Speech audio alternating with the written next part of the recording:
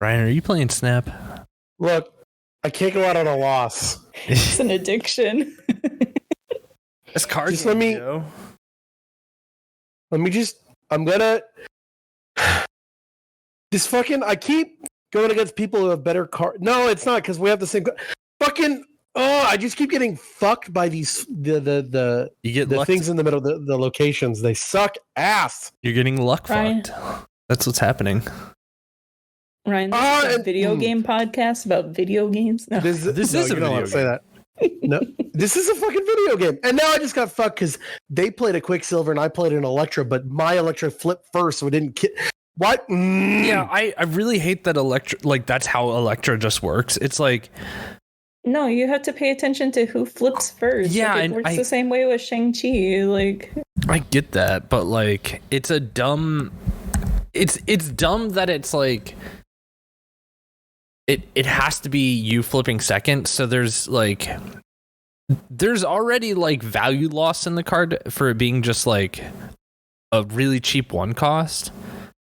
So it doesn't have a powerful attack or anything. Like it's just not good to use on turn one, but it was the only one card I had, and it was better to spend it than not play it. No, you hold on to it because you can always play it later. Is if you flip second on turn one, that card is so busted. Like the power creep on it is so just like.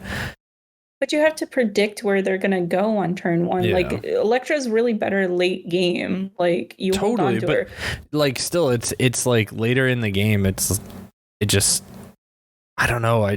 There's so many you can do some nutty plays with her. Yeah, especially at the end of the game. But like, yeah, you can completely ruin their math. Like, it's just really what she's for. If your deck is really built on like number like ramp, then it's like, yeah, your lower cost cards become like less efficient over time. Most of the time, I end up skipping turn 1 and 2. Really? Yeah, I almost don't run any 1-cost cards in my decks anymore, and very little 2 costs. That's wild to me. I feel like there's a lot of value in like your 1 and 2 drops where like I don't know. I think I'm just so trained to playing like I don't know, like Magic and any other card game that has a like cost to play a card. It's like, well, what can I get the most value of? Yeah, I mean, like, it doesn't feel good, right? Like, skipping those turns. What the fuck? There's definitely that card game itch of, like, I should be playing something right now. Yeah, I just won because this guy's an idiot. There's this place where you can only play one card. I had a Devil Dinosaur with 15. He played Namor there. It's only worth 10. And he didn't have anything to make it higher, and I just fucking sweeped him. And plus, I had 2 Devil Dinos because I played Moon Girl, so I just put the other Devil Dino on turn 6 on this other tower where he's only beating by 3, and I just fucking... What a fucking idiot. Oh my gosh. What a great victory. Level 37 now. Hell yeah. Congrats. Ooh. I only needed 4 more win locations with 1 card to complete this mission from the fucking thing. This game's an addiction. Welcome to I Have More Trophies Than You.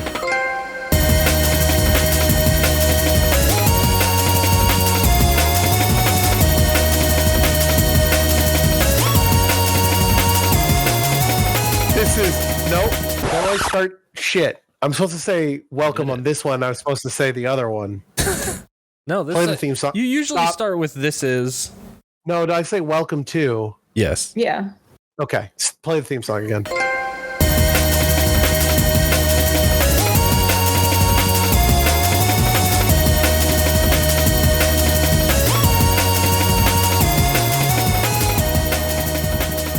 Welcome to I Have More Trophies Than You. This is a video game podcast about video games and the different ways that people play them.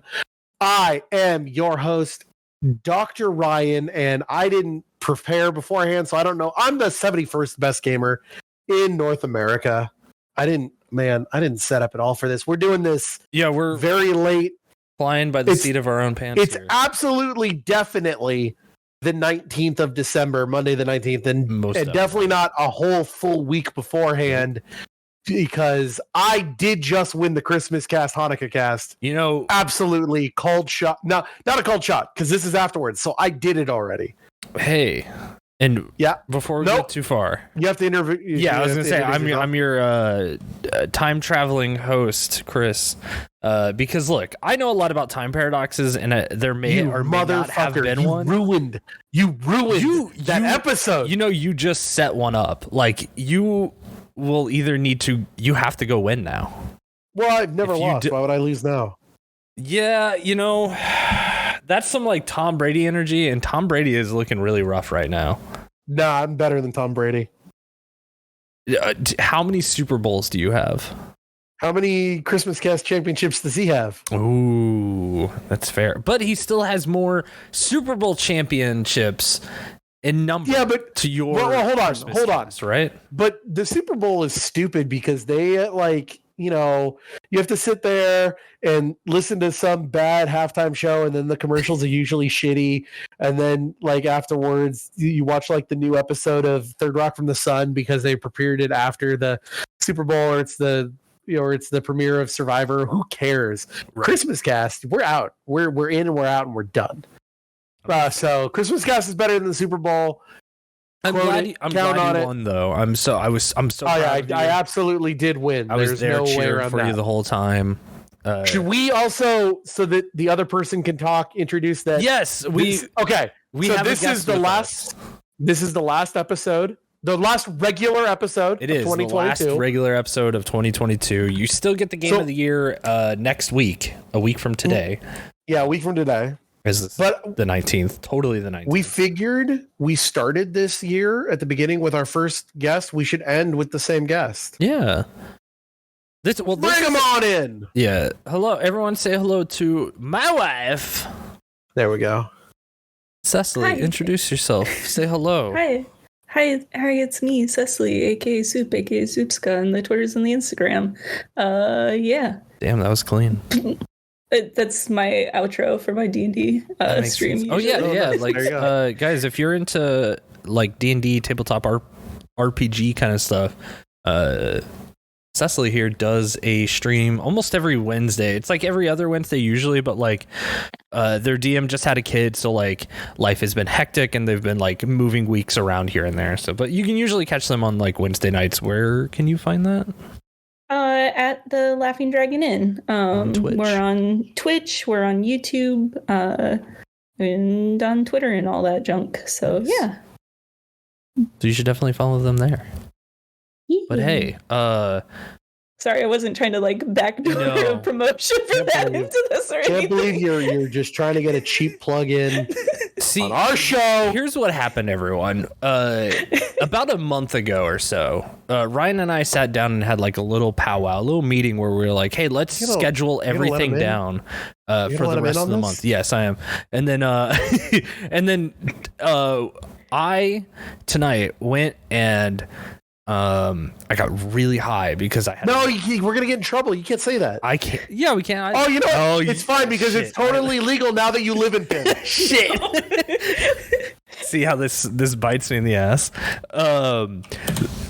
So yeah, because we live where we live, and I got a lot done today. I was feeling good about myself, and I was like, I'm gonna have a little reward for myself, and I was gonna go play Fortnite with friends. I was like, I'll smoke, and then I did that. I came upstairs, got on my computer. Ryan comes in, hey, can we record tonight? Because like yesterday or tomorrow got super busy. So we threw everything out, and now we're kind of doing the episode last second here on this Monday the 19th. Very late at night. And I'm going to reward myself also with a little, wait, see if you can hear this. A little Mountain Dew. Oh, okay. Oh my gosh, this late at night? Yeah, dude, this episode's going long. No, I got work in the morning. Yeah, I mean, me too. There's no way we're talking about like 3 very long games that we were going to talking about in March, but we not only are we talking about 3 very long games, I have another very long. I have 2 other games that we need to talk about also. So we're packing it. Plus, we need to talk about everything that happened at the Game Awards. So, farting around. Well, let's get into the Game Awards because I have written down every single game that was announced at the Game Awards. Holy I figured. Shit.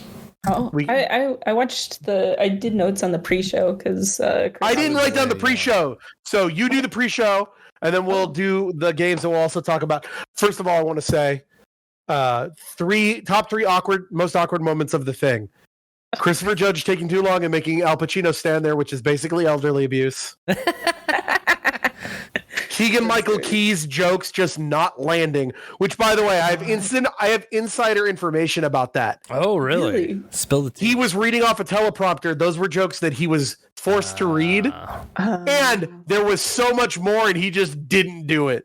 Because it was crickets after each, that is 100%. That was 100% shit wrote by Nintendo, and halfway through he's like, "Fuck this." So good for him. And then the third most awkward was fucking Crash Bandicoot bullshit. Oh my gosh, that was terrible. Yeah, that kind of I was really excited as it started happening, and then it kind of fell on its face. And especially since they announced a Pokemon Unite kind of clone. Granted, not to say that I won't try it out. I'll give the game a shot when it comes. I'll say right now, I won't. No, you don't want to play Crash Bandicoot Unite. Fuck off. I think it could be fun. I'll give it a shot. Nope. Fuck it. And then we're not talking about the thing at the end because that's all the other kid wants his attention. So, Cecily, pre-show, hit me. Oh, okay.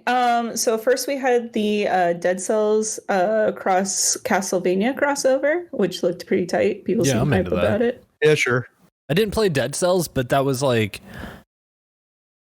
game I kind of wanted to try. I think I own it. I'm pretty sure I own it. But the Castlevania crossover will definitely make you play it. Yeah, I think it'll make me play it because I really like Castlevania. So I really liked the style of the. I don't know if that was just for the trailer, or if that'll be the actual game. I'm sure it will, or whatever, or at least a little bit of it. I don't know. I don't remember the trailer very much. I just knew it makes so much shit to get through, you guys. Yeah, well, hey. You said this episode's going long. This would be our first 5-hour episode to get people. Yeah, let's do it. I mean, that's going to be next episode is going to be so long. All right. What was after? What else do we get? What was next? Rapid fire. After that, Marvel Snap wins best mobile game. Totally agree. Makes sense. Best mobile game out there. Oh, I didn't write down anything about the awards. Fuck the award. I just wrote down games, but okay. Oh, I wrote down everything. Damn. Okay. Then there was a Netflix game. Wait, why'd you write all this shit down? Did you know you were going to be on this episode?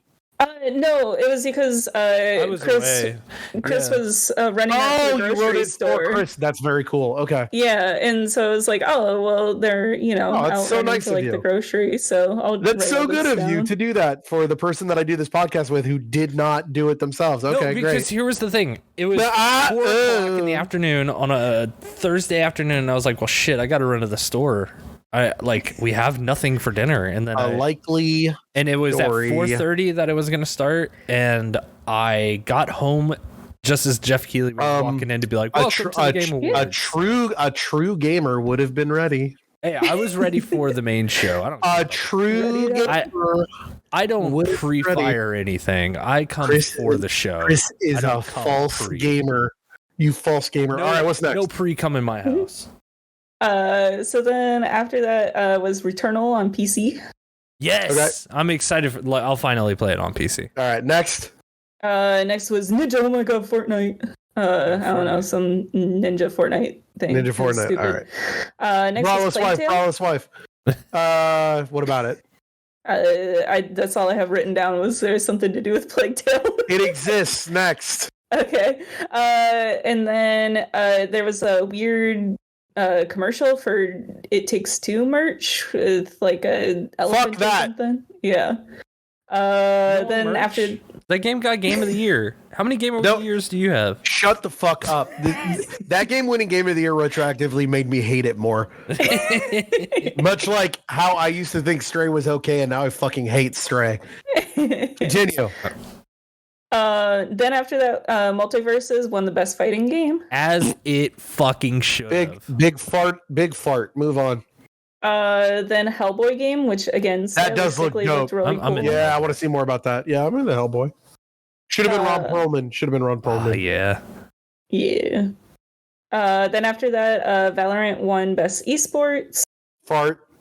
And then a bunch of the best esports player. Skip that shit. Nobody cares. Unless it's C9 Mango, I don't care. Then Horizon VR trailer again. New one. which, if I get PlayStation VR ever, I'll be excited about that. Then let's see. Is a game called Post Trauma. It looked like some. Oh, yeah, that looked dope.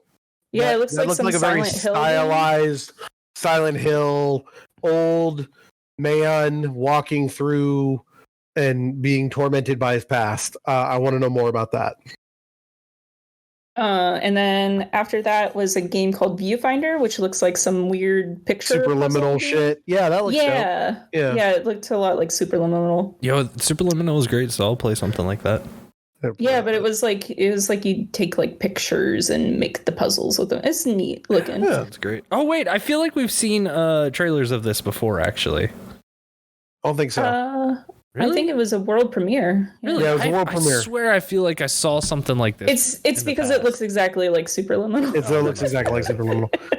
That's what you're confusing it with. Then after that was a game called Atomic Heart, which looks like a Doom clone. There's a lot of those coming out. Wasn't that an Apple Arcade game? Oh, I don't know. It's a known thing. Yeah. Yeah. And then after that was a game called Scars Above, which looks like a Returnal clone. Oh, yeah.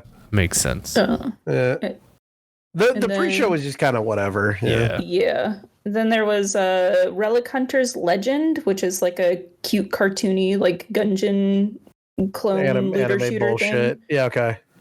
And then Among Us special announcement is hide and seek. Yeah, fucking they put out hide and seek mode, which added new DLCs. Now I gotta play more fucking Among Us because now there's trophies. I love Among Us. I have to play like 200 matches or 50 matches of Among Us.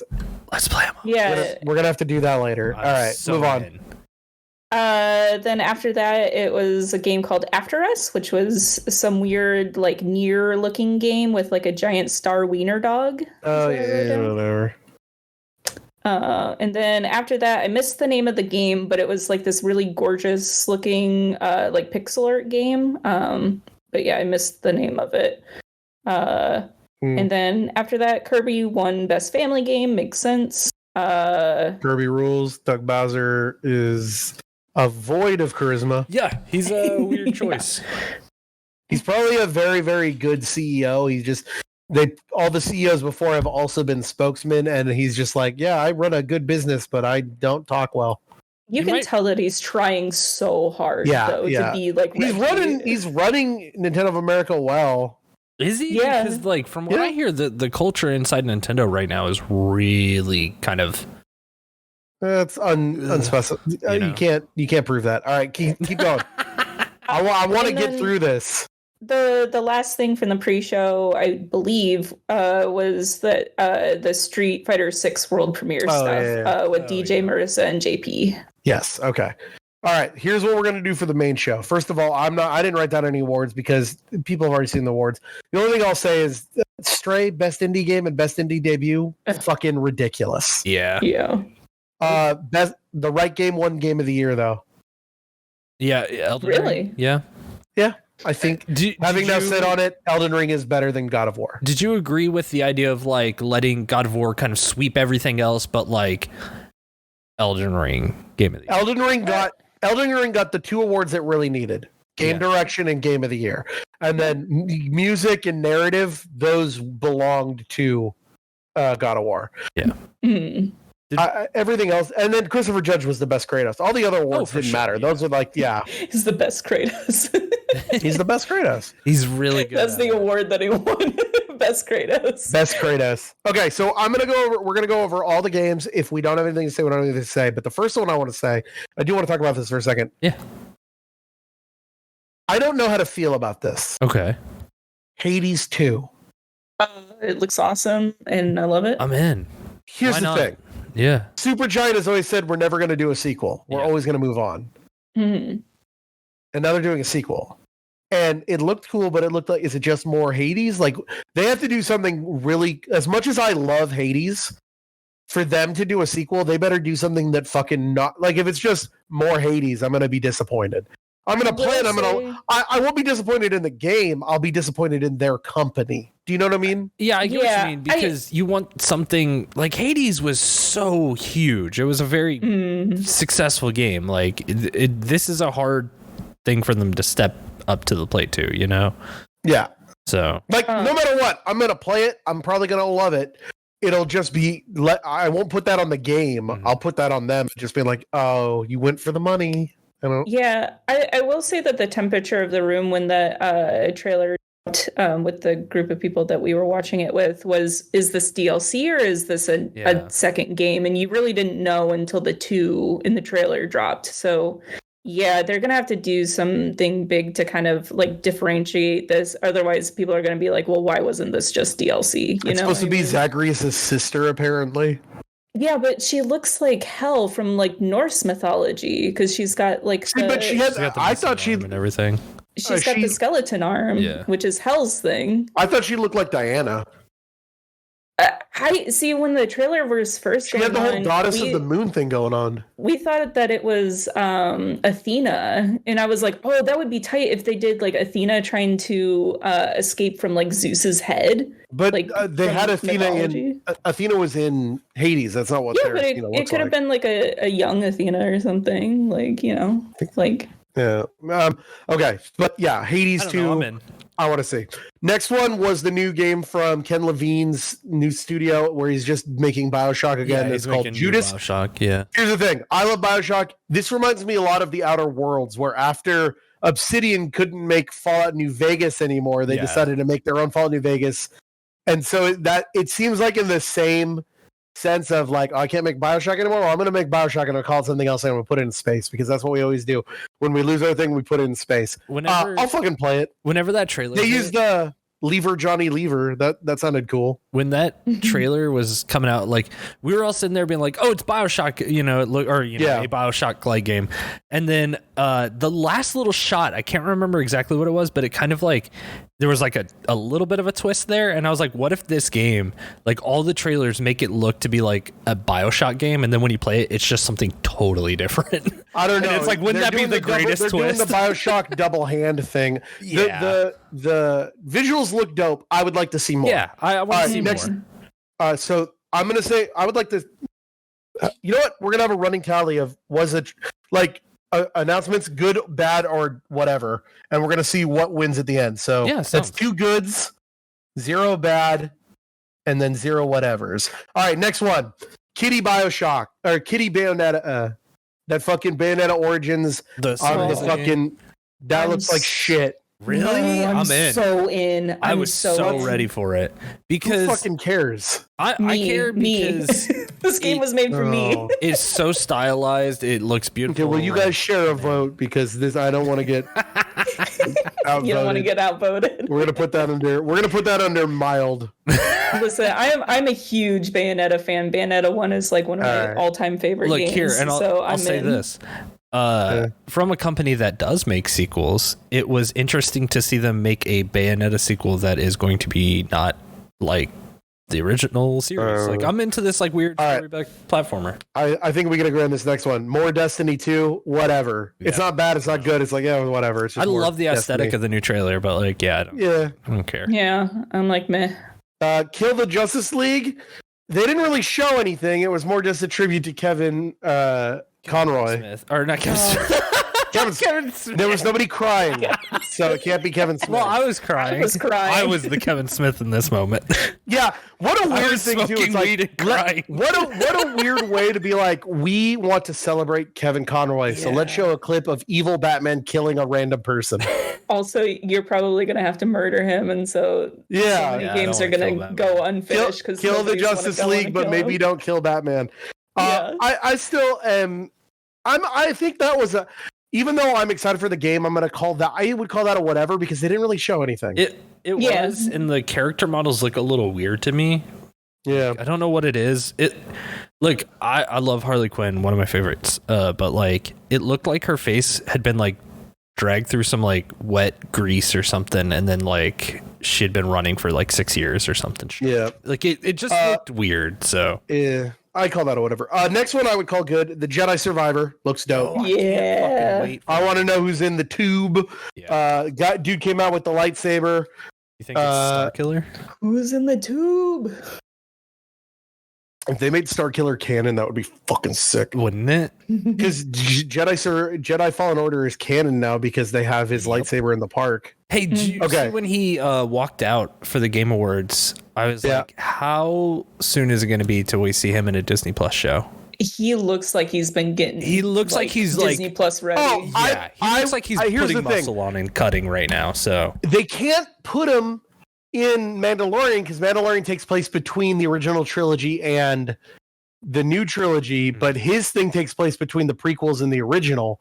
Mm-hmm. So the thing they could put him on, Andor. I haven't watched it yet, but I need to watch Andor. He's probably going to be in Andor season 2. He would totally fit in with that. Don't tell me anything about Andor. Shut up. Okay. I won't. I think, if we see him pop up on a Disney Plus show, I wouldn't be surprised. But at the same time, I'm totally stoked for it. Like, cannot wait for Jedi Survivor. All right. Next one. The people that made Celeste are making like a Metroidvania called Earthblade. I'm in. Yeah. I mean, I hope it's also not secretly. I hope it's not secretly about depression again. It will It's gonna be. Yeah. It'll be a sad B game. Stop being sad. Okay. Dune survival MMO. Fucking gross. Yeah. Whatever. Yeah. That's a bad. I don't like survival MMOs. I'm putting that under bad. Well, it's kind of like it's not 2008 anymore. Does everything need an MMO? Like, no, we've got the best one already. It's fine. Next, if you buy Wendy's via Grubhub, you get a PUBG Grubhub car and parachute. PUBG Mobile. But when they showed it, it just said hub, so I thought it was like they have a Pornhub thing. I'm gonna put that under gross. I don't like that. Okay, next one. Death Stranding 2. I'm pissed. Fucking in. I want to. Okay, hold on. We need to go back to when we were talking about the Death Stranding episode. Do you remember we talked about Fragile's whole thing was that Troy Baker's character made her run through the timefall, and so her skin's all fucked up. Mm-hmm. I didn't see this one through timefall. Her skin is good. Wait. But it's a prequel, isn't it? No, it's absolutely not a prequel. Did you say you didn't see that? No, I was joking. Oh, okay. But no, isn't that supposed to be like a flashback scene though? No, she's holding Lou, and old man. How would they know each other and have a kid? Be in a house together with kid Lou if it's a prequel. Oh. Yeah. And then Troy Baker's back, and he's got a robot body with his guts, that was dumb. and he's playing the guitar. It's still good. Also, very weird. They only called it DS2. They never called it Death Stranding 2. He said at the end of that scene, on the stage, they said that, if I remember correctly, he said that that's a working title. They haven't finished. He wants to call it something other than Death Stranding, but he hasn't thought of a name of it. Got it. Okay. If I heard correctly, I think that's what it was. Yeah, he said it was like a working title. DS2 is just what it is. It's a sequel. You should call it whatever DS2, I think is one. Next game, Immortals of Avernum. I don't even remember what the fuck that is. Know what you just said. That's just a bunch of words you threw together. Yeah, that sucks. We're gonna just put that. Yeah. That's the worst title. That wins the award for worst title. Oh, you know what? I do remember this being shown though, because it was just a bunch of. It was all mush. It's just guys with swords or whatever, and then it was Immortal, and it was whatever. Next game, fucking Tekken 8, baby. Give me Tekken 8. I'm in. This is all I hope for Tekken 8. In Tekken 7, we had fucking Akuma, Noctis, and Negan. I want them to go even crazier with their guest characters. As always, put Dominic Toretto in it. Oh my god, I want to see that. Just go fucking crazy. I fucking love Tekken. I love watching Tekken more than I love playing Tekken, but the Tekken Platinums are always usually pretty solid. They don't really force. It's not like Street Fighter where they force you to do Diamond League shit. So I'll play Tekken. I love playing Tekken story modes. So yeah, Tekken 8, you got me. Super. If you had one character from anything that you could put in, I would say Tekken, I think. What? Say that again. If you could put in one character, yours is Dominic Toretto.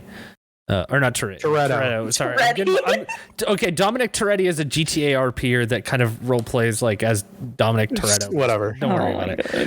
Toretto. Cecily, what would your character be from any franchise? Oh, from any franchise? Yeah. You know what? I'm gonna go with Bayonetta. Actually, I think would be in bomb. Tekken. She would absolutely fit in Tekken. Yeah. The way that she fights, 100% she's a Tekken character. You know what? Yeah. I say put Frankenstein in there. I just want to see him go to town. Like Frankenstein's monster or the doctor? Yeah, like, no. Did you know Dr. Frankenstein is the name of the doctor? Oh, Dr. They already have. Well, no, they can't do that. They already have Dr. Boscanovich. Oh, okay. Yeah. You got me there. Put in Yoshimitsu from Soul Calibur. No, stop that. Put in no. Let's go real fucking nuts. Put in. Didn't they put in The Witcher? You know what? If you want to go really fucking nuts, put in Chip and Dale. No, Rescue Rangers. No, they need a human-sized person. Put in Rilakuma. Put in fucking Kratos. Yeah. Kratos would make sense. Wasn't he in Mortal Kombat though? Yes. He was in the PS3 only version of Mortal Kombat 9, yeah. Yeah. Put in all the hackers from Hackers. Yeah! Okay. Next game was called Nightingale, which I think was called... They showed a game that was very similar at the I think we saw Summer Game Fest called Feywild. It just looks like some kind of Feywild Valheim, but they didn't show any gameplay, and it's got base building, so fuck that. No game, no hype. Bad. Baldur's Gate 3. I don't care, but I know a lot of people that do. Listen, I'm just gonna put it out there. How many gates has Baldur even got? I mean, come on. Wow. I know. I was watching it with my buddies, and two of them were like hyped. So I'm gonna call that good. People like Baldur's Gate. We might not like it, but they made like 2 good games in the early 2000s, and then every game since has been trash. And even the ones that they try to remaster and upscale to like modern day of the good ones are still bad. I'm still gonna call that good. People are excited. Next game. Wayfinder. Some looter shooter. Yeah, I'm good.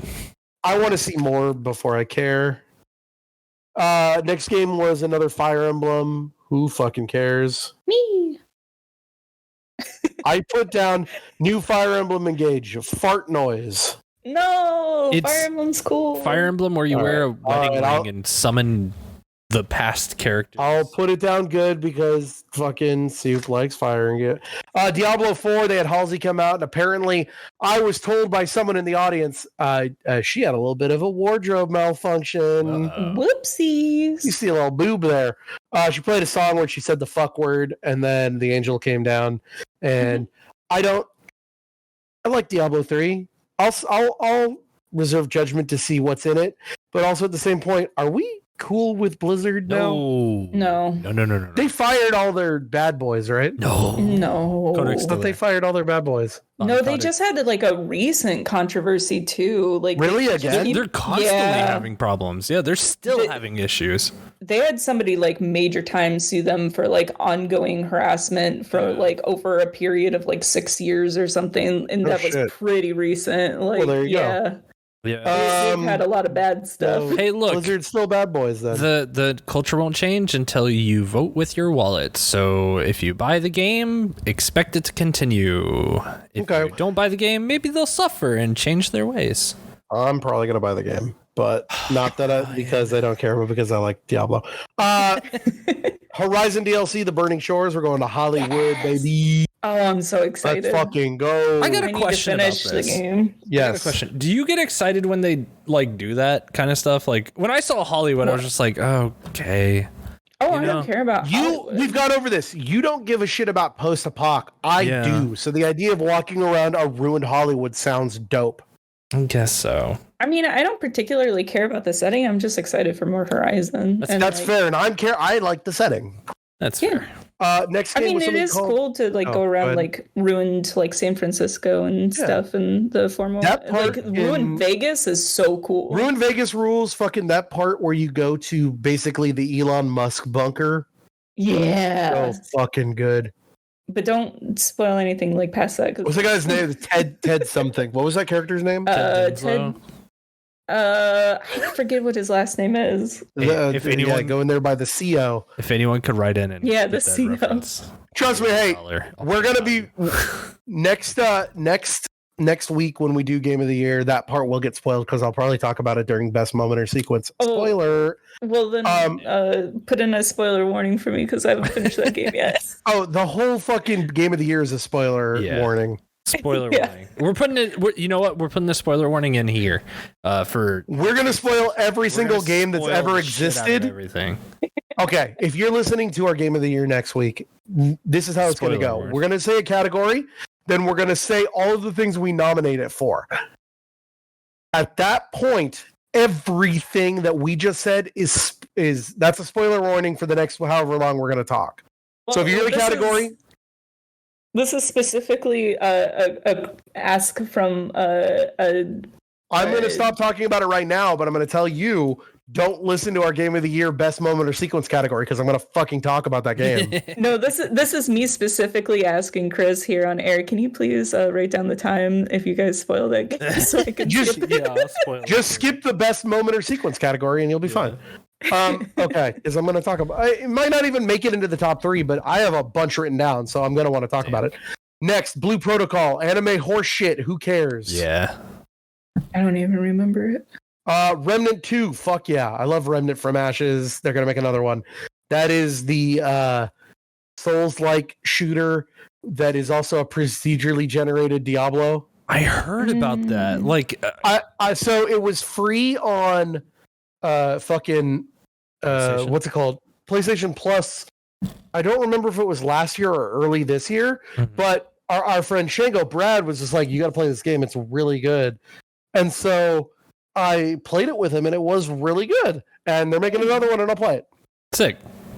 Every time I hear the name Remnant, I just think of the last Remnant, the like PS2 game. The next game was the most what is this to what the fuck of the whole night for me. Okay. So they're playing this trailer and they're playing a very, you know how video games will play somber versions of rock songs? Yes. Yeah. They're doing Wanted Dead or Alive and you're seeing all these people. It's the end of the world. We got to turn on this robot and we do everything and they boot it up. It's a fucking Transformers game called Transformers Reactivate or something. I was sitting there like, oh, sir, we can save him. We can put his body into a robot. And then he's like, oh, like you're freaking out, waking up. What happened to me? Sir, we put you into Bumblebee. You're a little bug now. You got to transform and roll out. The next thing was Keegan Michael Key. That's a real Keegan Michael Key. He bombed. Who cares? Next one. Oh, something called Banishers: Ghosts of New Eden. Yeah, I don't even remember. I don't remember. I don't think half of these games are actually going to come out. Yeah, that was just a big fucking title. I'm going to put that under whatever. There was something about that where it's like it was made by somebody that was like, oh, I made these games before, but I can't remember. Oh, Banishers is that game by Focus and Don't Nod. It's one of their 23 new games coming out in the next 2 months or whatever. Focus is making a lot of games. Don't Nod. Fucking life. Oh yeah, that's what I was wondering what this note means because I put life is fucked up and I forgot. Well, that's what it is. That's good. That's what they should call it. Space Marine 2. I don't fucking care. You know, I liked the first one. I played it on live back in the day. So should I put it on good? Should I put that down as a good? The first one's good. I would check it out. All right.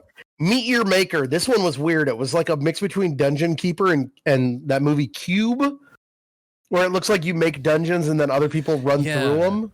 I'm interested. I like these kind of games. I don't think they get enough support either from the studio or the player base. Like Mario Maker is a big success, but Mario Maker 2 didn't really do a lot. So I think the big problem, we talked about this before, the big problem with Mario Maker 2 is that Mario Maker 1 worked so well because of the Wii U. Yeah.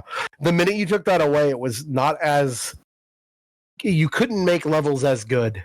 Yeah. Even in like the thing is like, oh, just take it out and make it on the touchscreen on the Switch. The thing is, it was really cool to use the touchscreen and be able to look up and see. And now it's like my hand's in the way and shit. So next, Crash fucking bombed. Roll the trailer, Grandma, which I guess is I was watching. MinMax was. I rewatched it. So I watched it that night, right? And I just watched it, and then I rewatched the whole thing. and I watched some other people talking over it. Specifically, there's this site I like called MinMax, who's a bunch of ex Game Informer guys. Yeah. Mm. And they were.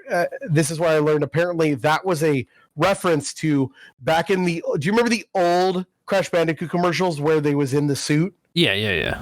Apparently, one of the lines he used to say all the time was "Booyah, Grandma." So that's why he said roll the trailer, Grandma. Fucking stupid.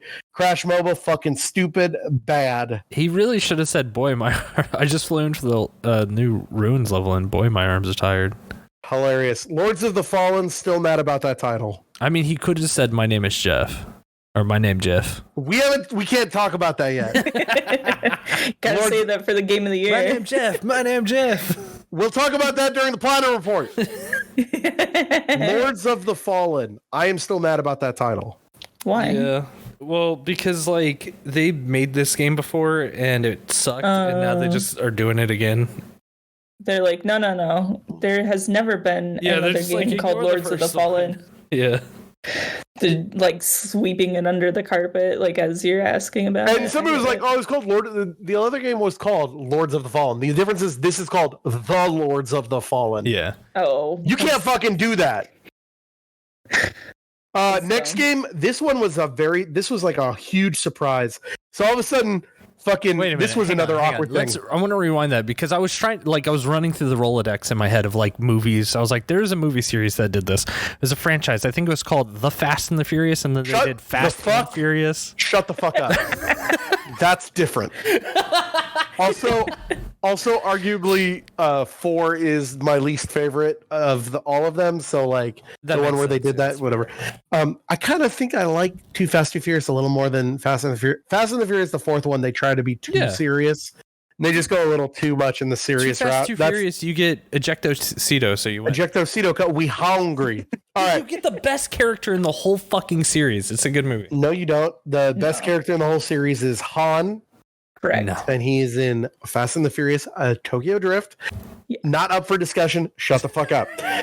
Next one. So Michael Madsen comes out with two dudes who are doing really fucking bad accents, and then Michael Madsen is like, oh, that was the other thing. Michael Madsen had so much more to say and just didn't do it. Oh, really? Yeah, he's just like, wrap it up. Look it up. Crime Boss Rocky City. Dude, it's got Michael Madsen, Donald Glover, Michael Rooker, Vanilla Ice, and Danny Trejo, and Chuck Norris. I don't know what it is, but I'm excited. Really? It looks dope, and I will pop for anything that plays that song from Hackers. You know, gotta get yourself connected. The writing's on the wall. I want to see more before stumble, you might fall. Stumble, you might fall. This feels like we had a lot of money. What do we spend it on? We'll get a bunch of famous people in here because then people will buy it because of that. And then it's like, okay, but what's your game like? And it's like, well, it looks like Cool Crime. Money on that, so. But it looks like Cool Crime, so I'm gonna play it. We'll see. Next, Cyberpunk: The Phantom Liberty DLC. The main NPC is Idris Elba. So best looking man in Hollywood in that game. Idris Elba rules. I wouldn't call him the best looking. I don't know if I would call him the best looking man in Hollywood. He is. It's okay. We all agree on that. Look, Hollywood has agreed. Ryan Reynolds exists. Look, he's a very attractive man too, but have you seen Idris Elba? Idris is a little old. He's getting a little. He gets. That's like the perfect. He holds you. He's perfect. Like Keanu's right there. Keanu. Like yeah. Next game. I don't know much about this series, but it made it made Jeff Keighley cry. Oh. Armored Core 6. Yo, I can't fucking wait. I know that people like Armored Core. I can't fucking wait. What does it play like? Okay, so I've played Armored Core 1 and 2, and the best thing that I could or the closest thing that I could relate it to is like a what's that? Steel Battalion? Is that what it is? Like that Steel Battalion was the one with the $300 controller. Yeah. It's like a customizable mech. What are the odds they make this into a Souls game, but it's a mech Souls game? I would be so fucking happy.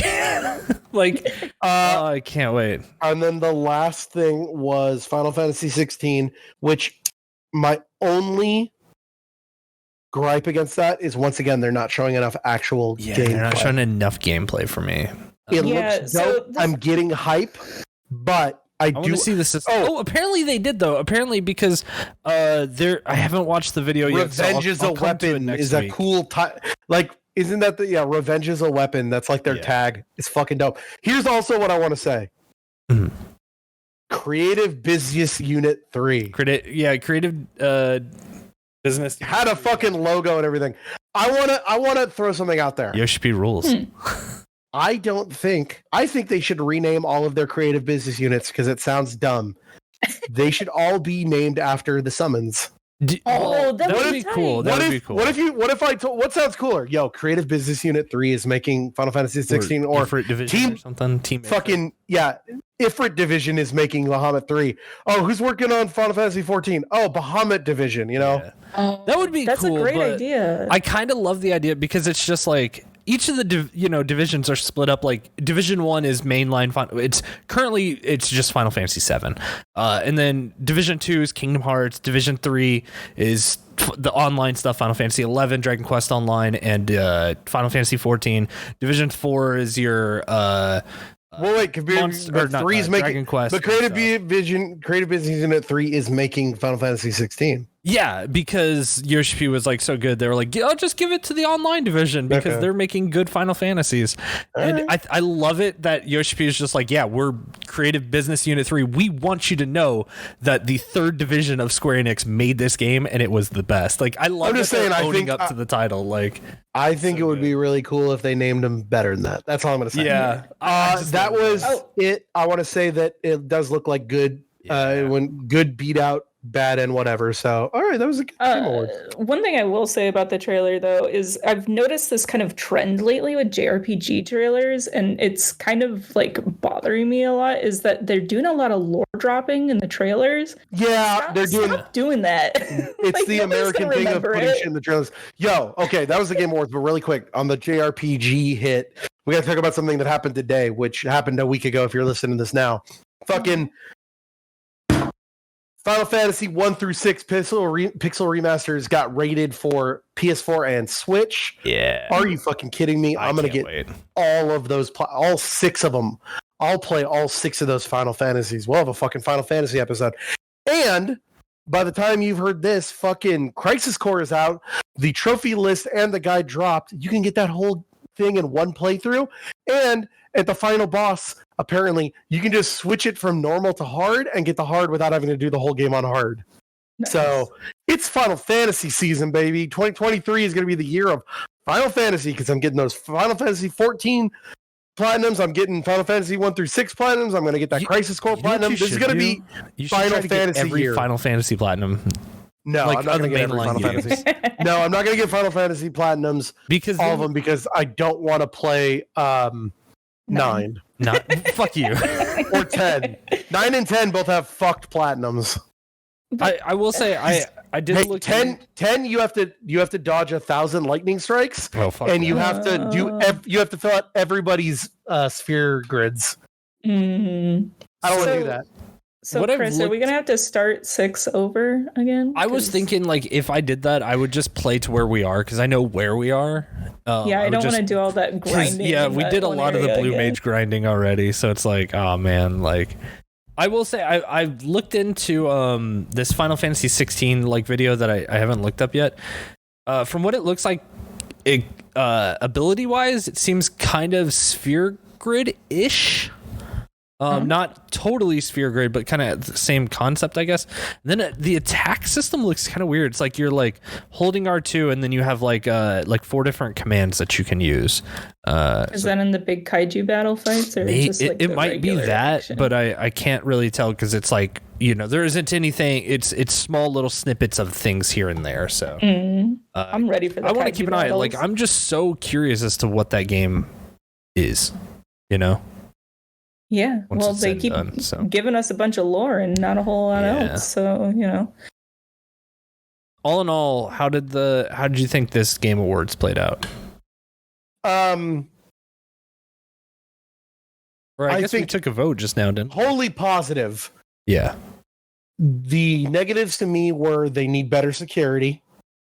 Yeah. Because here's my only concern is like, imagine if that kid had been someone who wanted to do harm to Miyazaki. I would have been very sad. Stray was some bullshit, and out of all the games that you could have championed as fucking indie games, why the fuck Stray? It should have been Tunic or Cult of the Lamb. Yeah. You fucks. And other than and cut the fucking comedy shit. Yeah. And better comedy writers. Don't make Al Pacino sit there for 15 fucking minutes listening to Christopher Judge ramble. I love Christopher Judge, but that was, like I said, bordering on elderly abuse. Give him a chair, or just let him go. Give that man a chair. That man was in The Godfather 2. Give that man a chair. You know what they should do is just like have a bit next year where they just pay Christopher Judge to just stand there and talk, and he can just like you could just like check back in on him, or like there's a second stream going where it's just him talking for the whole show. That'd be great. That'd be awesome. During the commercials, peek over and see where he is on the speech. Yeah, I Jeff puts on a good show.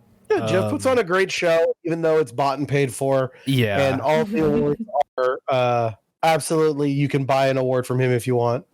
I felt like it was a little bit more streamlined this year. Like each year, I think he's like cracking the code on how to like do a tighter show.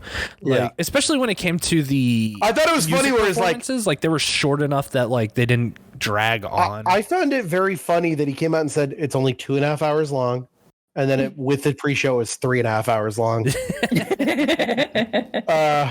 I didn't mind, but that's just me. Okay, by quickly. Valve cared.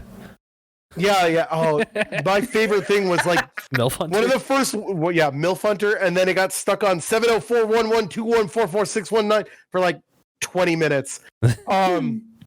If you won one of those Steam Decks, let us know. I want to know why. Or I want to know. I want to know why you won one. How did you do it? How dare you? Yeah. I could really use a Steam Deck. Like, you just took one from me. Come on. I wanted to win one. I didn't want it. I was going to sell it. I would play the shit out. I would play so much Final Fantasy 11. Why would I need a Steam Deck when I have a beautiful PlayStation Vita and a backbone to play remote play PS4 to get trophies? So yeah, Game Awards were good. Before we get into, we're not even going to get. Man, we have so much to get through because not only are we going to talk about all three of those fucking. Mass Effect games. I got a couple of things I want to talk about. So before I dominate, yes, is there anything you guys wanted to talk about? No. Cecily? What have you been playing? Oh, what have I been playing? We have been diving back into Final Fantasy 14, getting ready for you to join us in January. Let's do it. Okay. Let's see. Chris and I have been playing a lot of this game called Gunfire Reborn. It's like a little roguelite first person shooter, like looter shooter kind thing. It's cute. Yeah, it's got little furry guys. It's like you go through 5 stages, fight a boss, go through 5 more stages, fight a boss kind of thing. But like all the guns are random and have different stats to them. You pick up scrolls that modify your stats as you continue to climb through the dungeon, and it's cute. It's grindy as can be, but it's a really good podcast game, or like if you're sitting in a Discord call with a bunch of friends, it's a good game to have like in the background while you're playing. Like you all could be playing and just having a conversation, but like it's the game that like no one's paying attention to. Like it's just kind of there filling your activity, But yeah. And then the other thing that I've been playing is Spider-Man. Been playing through that Spider-Man game. Oh fuck yeah! Okay. Yeah. I've been watching and helping Cecily play through Spider-Man PS4. So I mean, we've talked extensively about that game because it's one of my favorite games. Like we love that game. But where are you in the game? We won't spoil for you, but I'm like half or like I would say you're halfway. Have you been doing a lot of the side stuff, or are you just getting through the story? Oh, I am absolutely doing a lot of the side stuff. Awesome. It's so much fun. Perfect. Okay.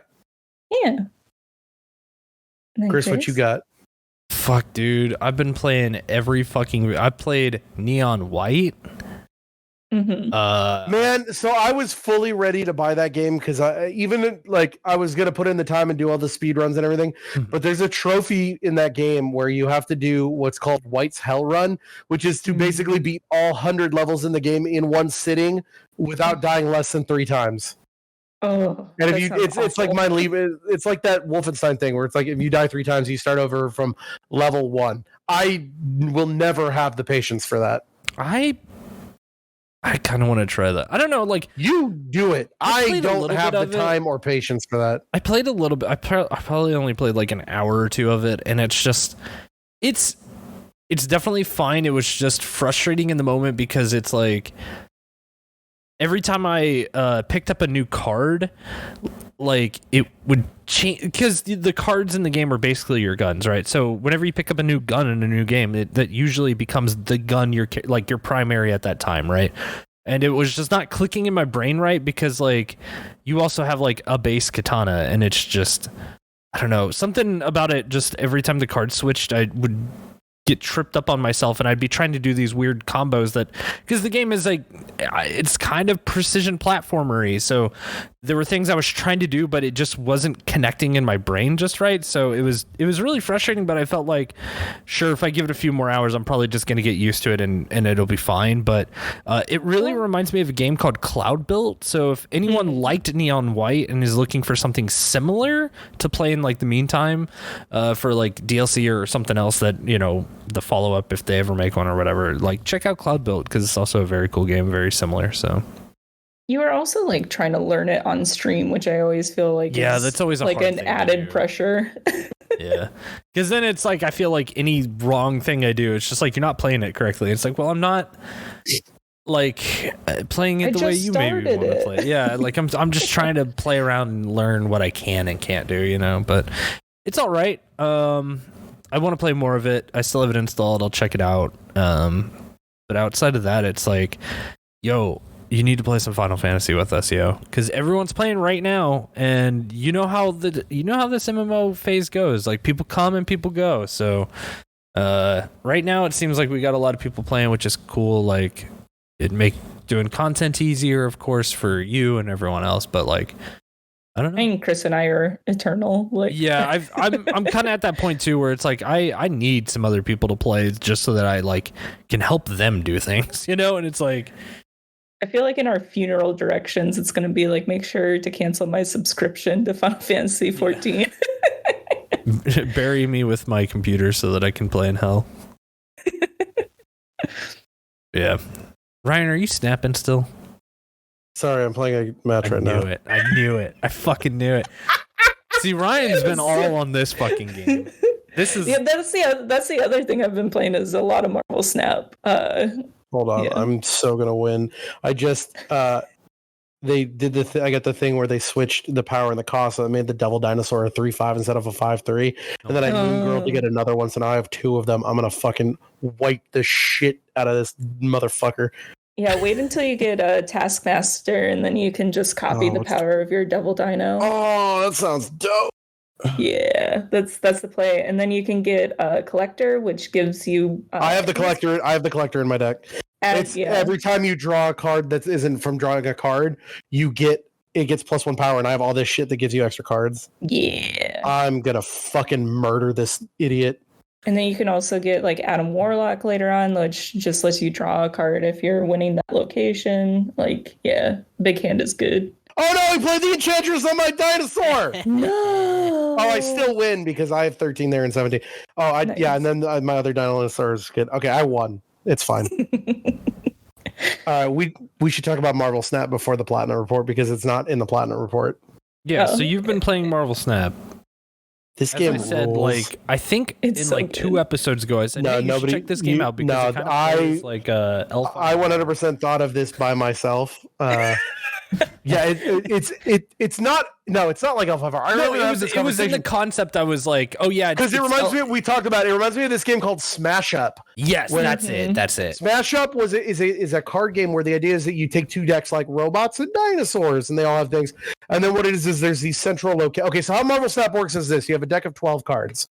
There's 3 locations. You put the cards there, backs of 4 cards at one location, and they all have a cost and a power. Mm-hmm. It works a lot like Hearthstone, where because this was made by ex-Hearthstone people who left after Blizzard was shitty. Yeah. And you get 1 extra a turn, and how it works is that at the end of the game, it's power versus power, and whoever has 2 out of the 3 zones wins. And so they all have different. There's like different decks you can run, like on reveal decks where when you play the card something happens, ongoing decks where something always a constant effect. I'm running a deck right now that's all about drawing cards to fuel this devil dinosaur because he has +2 power for every card in your hand, so you want to play a lot of small things that draw you extra cards. And then the only problem is there's a max hand size. If that thing did have a max hand size, but it's like 10. It's 8 or 8. Yeah, so I mean you're I think he caps out at like 20 it is power. Games are literally like the longest a game has ever taken me is like maybe 5 minutes. Yeah, quick because you only play 6 turns. Yeah, there's only 6 turns, sometimes 7, sometimes 4, because each one of those locations has a thing, and that's what adds the randomness to it. There's all these different locations, like the TVA means that the game ends on turn 4. The Baxter Building, whoever owns that, the other locations get +3 power. The negative zone makes everything -2 power. Camartage, is that the one for move? Yeah, I think that's the one for if you move there, you get it. Like, it's all these very cool Marvel locations that all have different powers. So, like, as a Marvel fan, it's like a smorgasbord of Easter eggs. Mm-hmm. My only complaint with the game is the way that you get new cards kind of sucks. But I also kind of love it because it's preventing pay to win. Yeah, it's preventing pay to win. You can't just buy. You cannot buy cards. There's absolutely no way. Well, that's not true. You can spend money on variants of cards, but it's fucking expensive. It's like $30. You haven't unlocked the thing that actually does. I'm sorry. I mean, with buy cards with money. Yeah, but you can. So once you get to collection level 500, I think it is. There's this thing called your collection level, which is basically there's 2 currencies. There's 3 currencies. There's boosters, there's power, and there's gold. Gold is what you buy and you can use to get other things. But boosters are specific to each card, and then you need power. And when you get enough boosters and power, you can upgrade a card. It doesn't do anything except make the card look different. Mm-hmm. But by doing that, you get this collection level, and every few levels, you unlock a new card randomly from your pool. And how it is the first 200 levels are the first pool of cards. By the time you reach the end of that, you will have every card, but it's random in the order you get it. So sometimes you'll be stuck like, I can't make a good deck because all my cards are shit. And you just kind of have to suffer through until you unlock a better card that you need might be at the beginning of the pool, or it could be at the end of the pool. Like when I wanted to run this deck for a quest, there's daily quests where it's like it was one to move cards. It's like, I'll run the move card deck. Oh, I need a very specific card, and it's of course the last card that I haven't unlocked. So I had to wait there and grind to get enough stuff to unlock it. But what I will say about that I do like is that it does kind of force you into trying different play styles. So I have probably 10 different decks, and probably a good 6 of them I play with pretty regularly. And they all play pretty differently. So it really does, the game does encourage you to try all the different strategies and try and mix things up to try and complete these different quests and stuff. Yeah, I have 5 decks, and only reason I switch is specifically to do the quests, because the quests are how you get more. I bought the battle pass, right? And so I'm doing the battle pass quest to get my battle pass up so I can get more Silver Surfer shit. So it's like, I need the move deck, I need my big guy deck, I need my Odin on reveal deck. So I just kind of play because they're all fun to play. Mm-hmm. So it's like, what's the quest? That's what I'll play right now. Another thing to pay attention to is occasionally they'll have what they call hot locations, which means that about 90% of the games that you get into will have that location. So like recently it was Baxter Building. Yeah, yesterday it was the Baxter Building. Yeah. It's like in almost every match. So sometimes you'll want to build like your deck around a strategy that like specifically lends itself to the hot location at the time.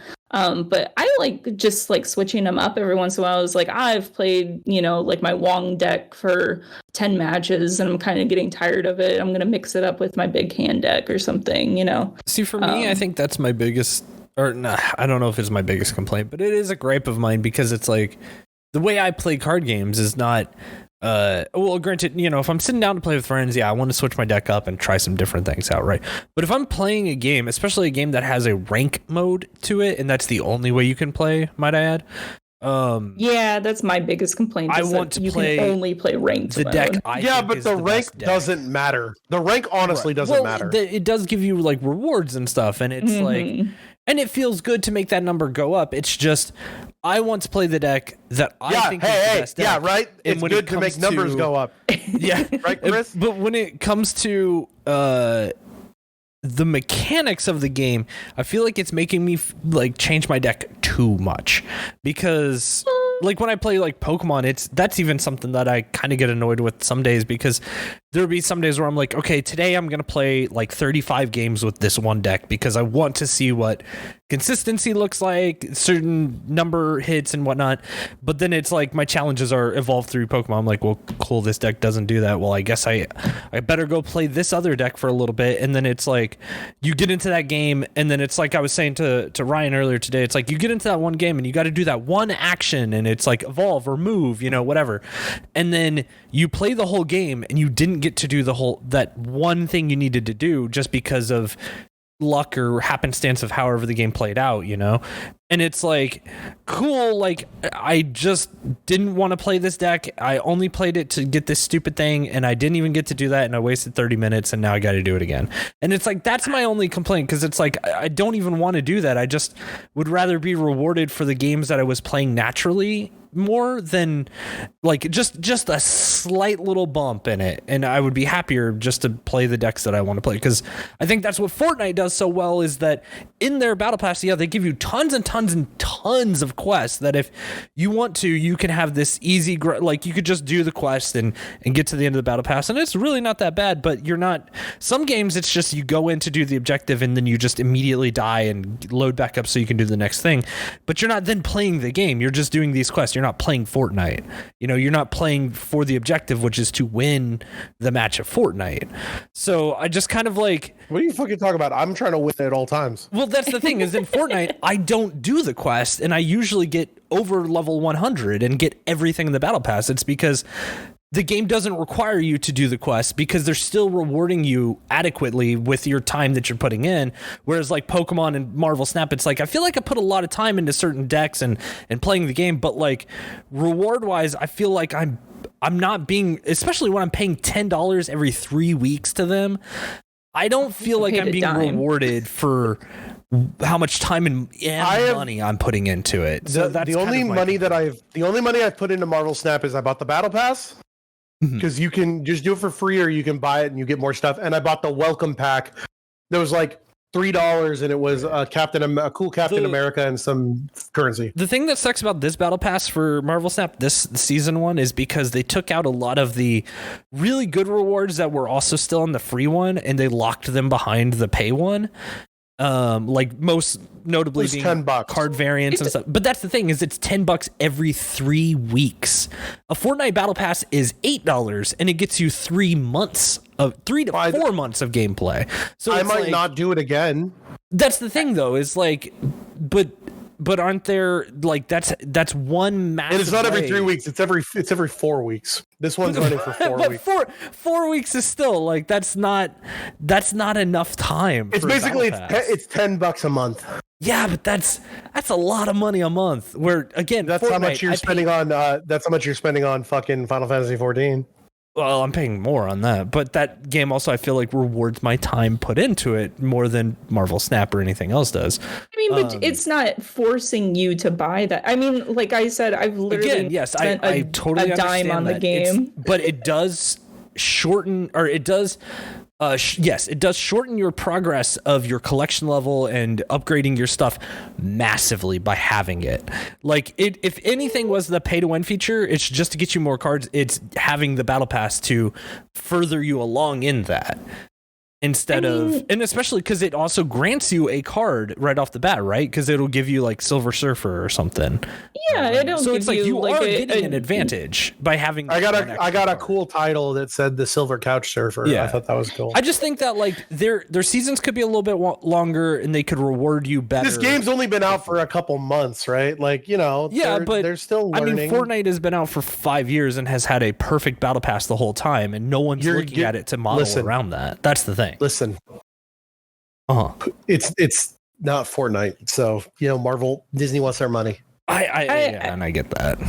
I will say I think that some of the prices on some of the things are a little gougy, especially the battle pass. I think could be half the price, and it would be. I don't think anybody would complain about it. Yeah, if they were asking $4 to $5 a month, that's a booster pack. You might get me there. But $10 is like, I don't know, bro. Like, $10 is like I could get a decent game for that price on Steam.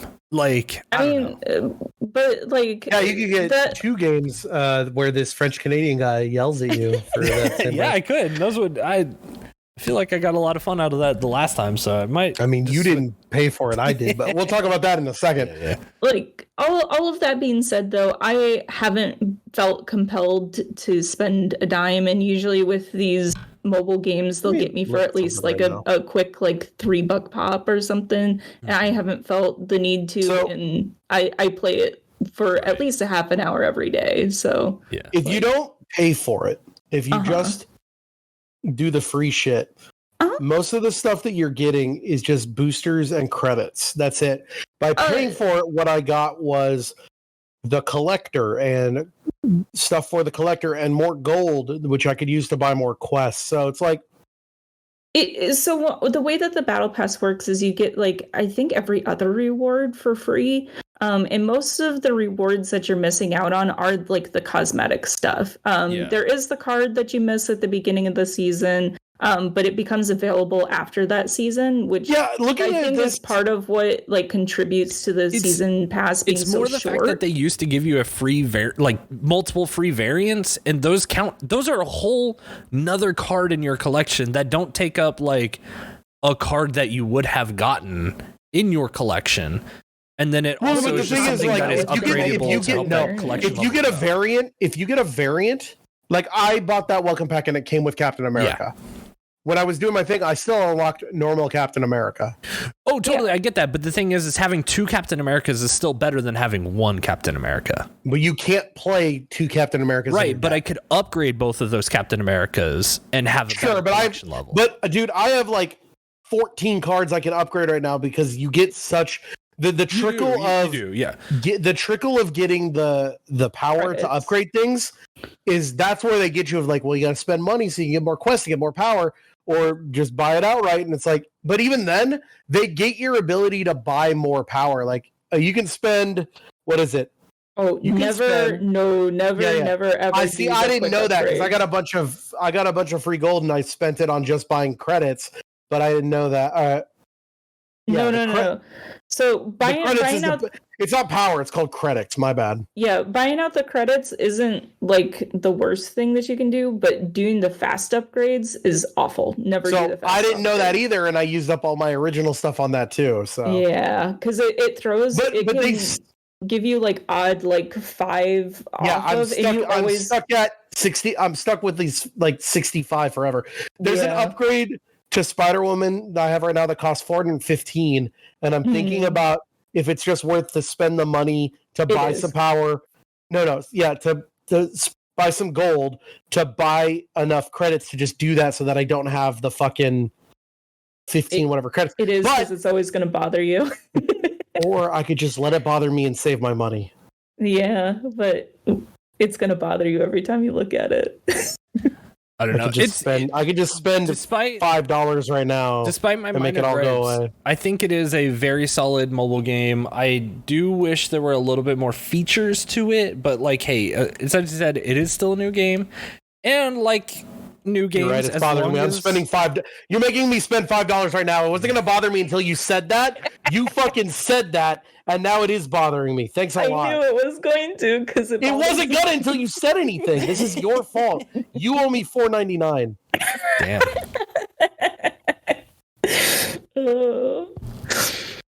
But yeah, I would say that my only real gripes with the game are I wish that there was a way that I could play against my friends, and I wish that there was a mode. That would be cool if you could like play against your friends specifically. I would love to play games against you guys, but that's something this game is only a few months old. Like, yeah, and they have said that they intend to add like a friend mode later. Right. It's just wasn't the first priority, now I have a shiny logo Spider-Woman I'm not even using right now anymore. But now I've got 100 level, baby. You gotta get it. I did get plus oh wait, mystery card. Hold on. All right. My very first pool 2 mystery card. What do I want to pull? What's the best pool 2? Oh gosh. I don't Agent 13 would be. Is that pool 3 or pool 2? All right. I don't know. Hold on, ready? It is. I got the Infinaut. Oh no, Infinaut is great. I'm gonna get a free one of those on the battle pass because I paid for it. Well, yeah. See, look, if you would have just. But Infinaut is great. You drop that. 6 cost 20. If you played a card last turn, you can't play this. That sucks. No. So what you do is you get this 1-drop card called Sunspot, and then you just you drop that turn 1, and then on turn 5 you just sit there, and it gets +1 power for every energy that you didn't spend. So then it becomes like a 6-drop card, and plus. Yeah, but I don't have Sunspot because I have to wait for that to randomly pop up. Yep. Well, you'll be getting it soon. Yeah, he's in pool 2. Well, but you can also do some really tricky stuff with I know you probably don't have cards yet, but the stuff to look out for. That's my first pool 2 card. Is you can get Jubilee, and Jubilee randomly a card from your deck, and so you can just play it for free. And Lockjaw does the same thing. Yeah, there's some really tricky plays that you can do with Infinaut. It's a really good card. Tricky plays. Well, now I got to spend because I have 150, but everything's in increments of 100, except for the first card. I'm going to upgrade my Devil Dinosaur. Yeah. I like him. Hold on. That gives me 1 level. I just got Devil Dino as my profile pick, and I love it. And I'm also going to upgrade. Should I upgrade? I'm going to upgrade Cable. Do it. I just did it. Marvel Snap rules. For all the things aside, this is definitely. Listen, next week you're going to hear me talk a lot about Marvel Snap. Is all I'm going to say. Ooh, that got me to level 226. I just got 10 Cyclops boosters. Nice. I'm only 4 levels away from another card. That's the other thing. So in the first pool, it's every 2 you unlock a new thing, and the thing is, it's okay, so it's always the same kind of rotation. It's credits, then boosters, then card. But it used to be credits, then card, then boosters, and card, then credits, and card, then boosters, and card, and then they eventually make it harder. And then once you reach pool 2, it's every 4. So now it's it'll be every 8 I'm getting a new card, every 8 I'm getting a new card until halfway through when it becomes every 16 levels to a new card. It's they so slowly trickle this shit out. Well, the number of credits that you can. Now here's my question: I'm going to start playing against people with pool 2 cards, and I didn't get a good one that I can play because I can't. This sucks. And you'll be fine. You'll be fine. I'm never going to win a game again. Marvel Snap rules. Also, talking about phone games really quick. I played the phone version of Vampire Survivors. Uh-huh. It's not good fun. Yeah, I couldn't imagine playing that game on a phone. It just seems like I think twin stick or nothing. Yeah. The only time I played Vampire Survivors was as a friend's place where he let me play, where he had everything unlocked. So out the gate, everything's crazy. Here it's just you got a whip, and it's slow, and you die in 1 minute because you can't get away from anything because it's fucking touch controls. Oh, by the way, do you want to revive? You have to watch an ad. Oh, you died? You want some money? Watch another ad. I'll just pay the $2 and play it on my computer. Exact. Oh, yeah. Right. So I think you're going to live hear me delete Vampire Survivors from my phone. Damn. Because why would I play it? Why would I play it? Why would I fucking play it when I can play Marvel Snap? No, you just get Pokemon TCG Live. Fuck and off. then you can not play it because are you people so glitchy and bad. Are you all done talking about what you're talking about before I get into what I'm talking about? Yeah, what's the Platinum Report? Hit us with it. Good it up. Oh, now you have to time it. Thanks. Time it. Okay. So we have only this because it's only been a week since we last recorded. It's been less than that since when did we record the last episode? We recorded the last episode on December 1st. No, what? No. We recorded on December 3rd, I think. Yeah. So it's been only a little over a week, and I've been busy. So only 3 new platinums. Plus, I did 2 games. I did all the DLC for 2 games that I had already played to get them shored up. So a lot of my time was spent on 1 game, and then I had a day to do a couple other things, and then I'm leaving in a couple of days. So this is a small platinum report. It's fine, but there's some important things to talk about. First of all, I platinumed the Callisto Protocol. Mm-hmm. Kit Fisto Protocol? So it's good that we're talking about this. We talked about Marvel Snap, which is like this year in space. We're talking about Callisto Protocol. This episode is called Space is the Place. Space. Which is what they used to open up Toonami with sometimes. Play the Toonami sound right now. I fucking love Tom. Did you guys ever watch Toonami? Yeah, I did my own Toonami block in a Discord. Oh yeah, that's right. I forgot. I fucking love Toonami. I want to do the Callisto Protocol. Here is my review of the Callisto Protocol. The Callisto Protocol is profoundly disappointing. That's because it could have been so much more. If this game had been delayed, it could have been so much better. Was it buggy? Is that the problem? No, it's just okay. So here's the deal with the Callisto Protocol. The graphics, the atmosphere, the sound design, amazing.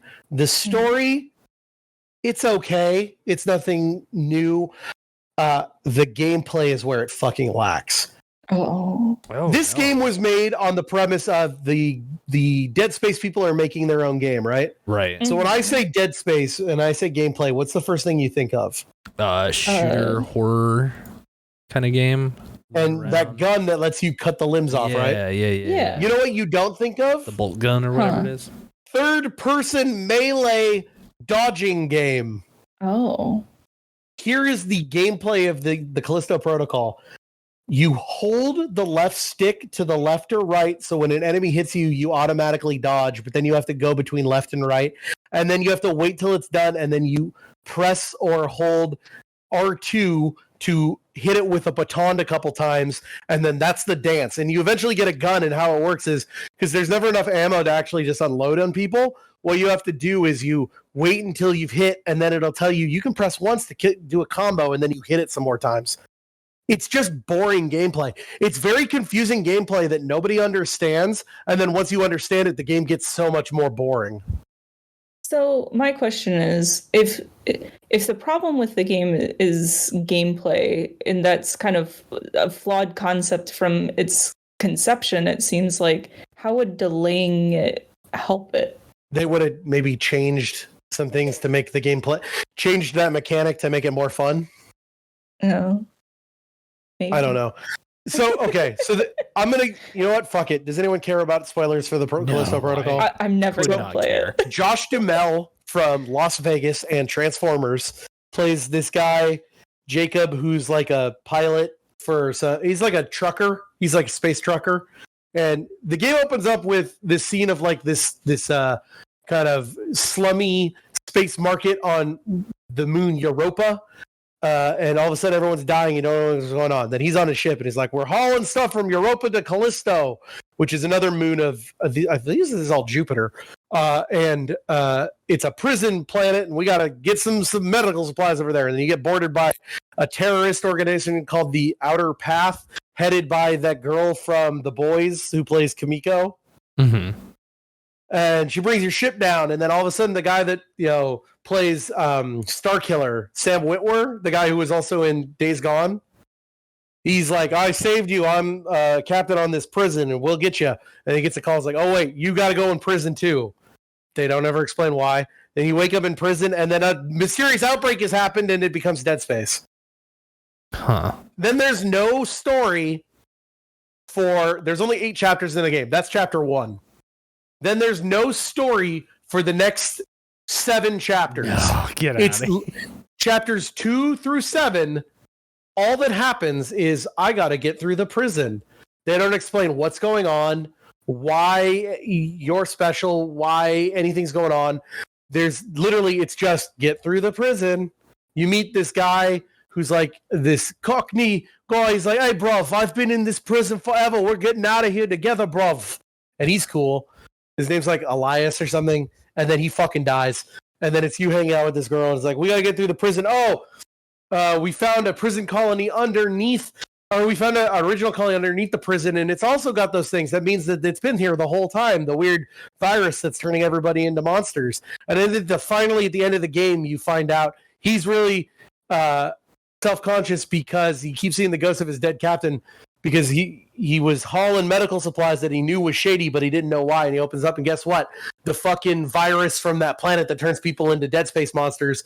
You were hauling it to Europa, and you caused the outbreak, and now you're really sad about it. Oh, fuck. And then it turns out that a secret cabal of very important people from across the galaxy have been doing stuff on Callisto because they want to use that virus to make the perfect human, because space is so wide and we don't live in space, so we need to evolve into things that can live in space and become Dead Space monsters.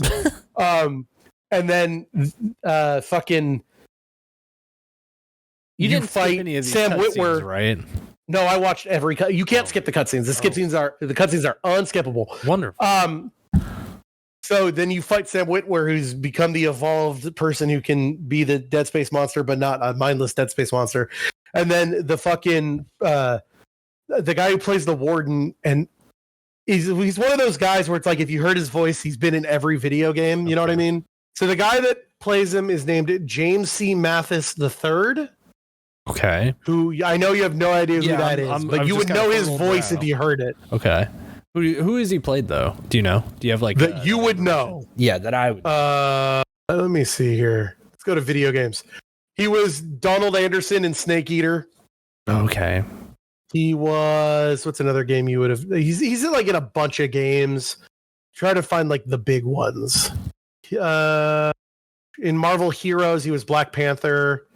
He was King in Sleeping Dogs. James C. Mathis III, you say? Yeah. Did you play Ragnarok yet?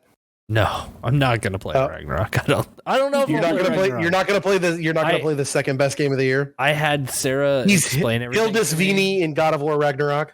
I had Sarah explain everything to me, and I'm a little disappointed by the ending, but at the same time, I'm like, no, the ending rules. Like, I get it. Hold that for next week when we talk about it. Anyway, he's one of those guys. He's in a bunch of things. Okay. If you brought up his voice, you'd hear it and be like, oh, I've heard him in something. Gotcha. You know what I mean? Did you ever play Shadows of the Damned? Oh yeah. That's the game with the penis gun, right? Yeah, he played X and Beast. Okay. He also played Signet in Snake Eater. Okay. He's in a bunch of fucking games. Yeah, he's in a bunch of stuff. You've heard. Anyway, yeah. He's like overacting this big. It was like the Callisto Protocol. What? By the way, the Callisto Protocol. You're like, what is the Callisto Protocol? The protocol is about life.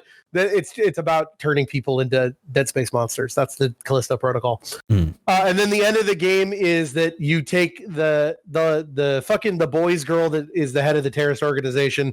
Her sister died on Europa because of you. So you shove her in the last escape pod, and the game is like watching her leave you behind, and as you earned your redemption. And then at the last second, you get a message from one of the characters like, there might be a way off the planet. And then there's a jump scare where Sam Witwer as the big Dead Space monster goes, "Wah!" And then the game ends. Jump scare cliffhanger for a game that will never get a sequel. Do you really think so? I think they'll make a second one. Like this game is getting fucking lambasted. Like the oh, is it? It is so on everything but PS5. It doesn't work. Oh fuck! The PC and the Xbox are broken as shit. The PS5 version works great. I think I remember an article coming out about the game director being like, "Oh, it's just a clerical error. Like, there's nothing wrong with the game." And it's clerical error. Yeah, that's always a good sign of like, so you believe in what you just put out. So here's the important part: it looks cool.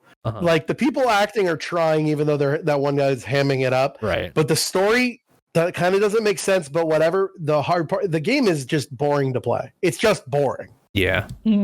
Now. That being said, so for on a rating scale, I'm getting a bronze. I guess a 2. For trophies, however, here's the deal. Game's got like 46 collectibles, and it doesn't have a chapter select. So if you miss a collectible, you got to start the whole game over. But there's a lot. There's a lot of really good guides, so you don't do that. There's only one like glitch in the game where there's this one collectible that sometimes when you pick it up, it doesn't register, and if that happens, you got to start the whole game over, except for if you make a save right before you pick it up. Okay.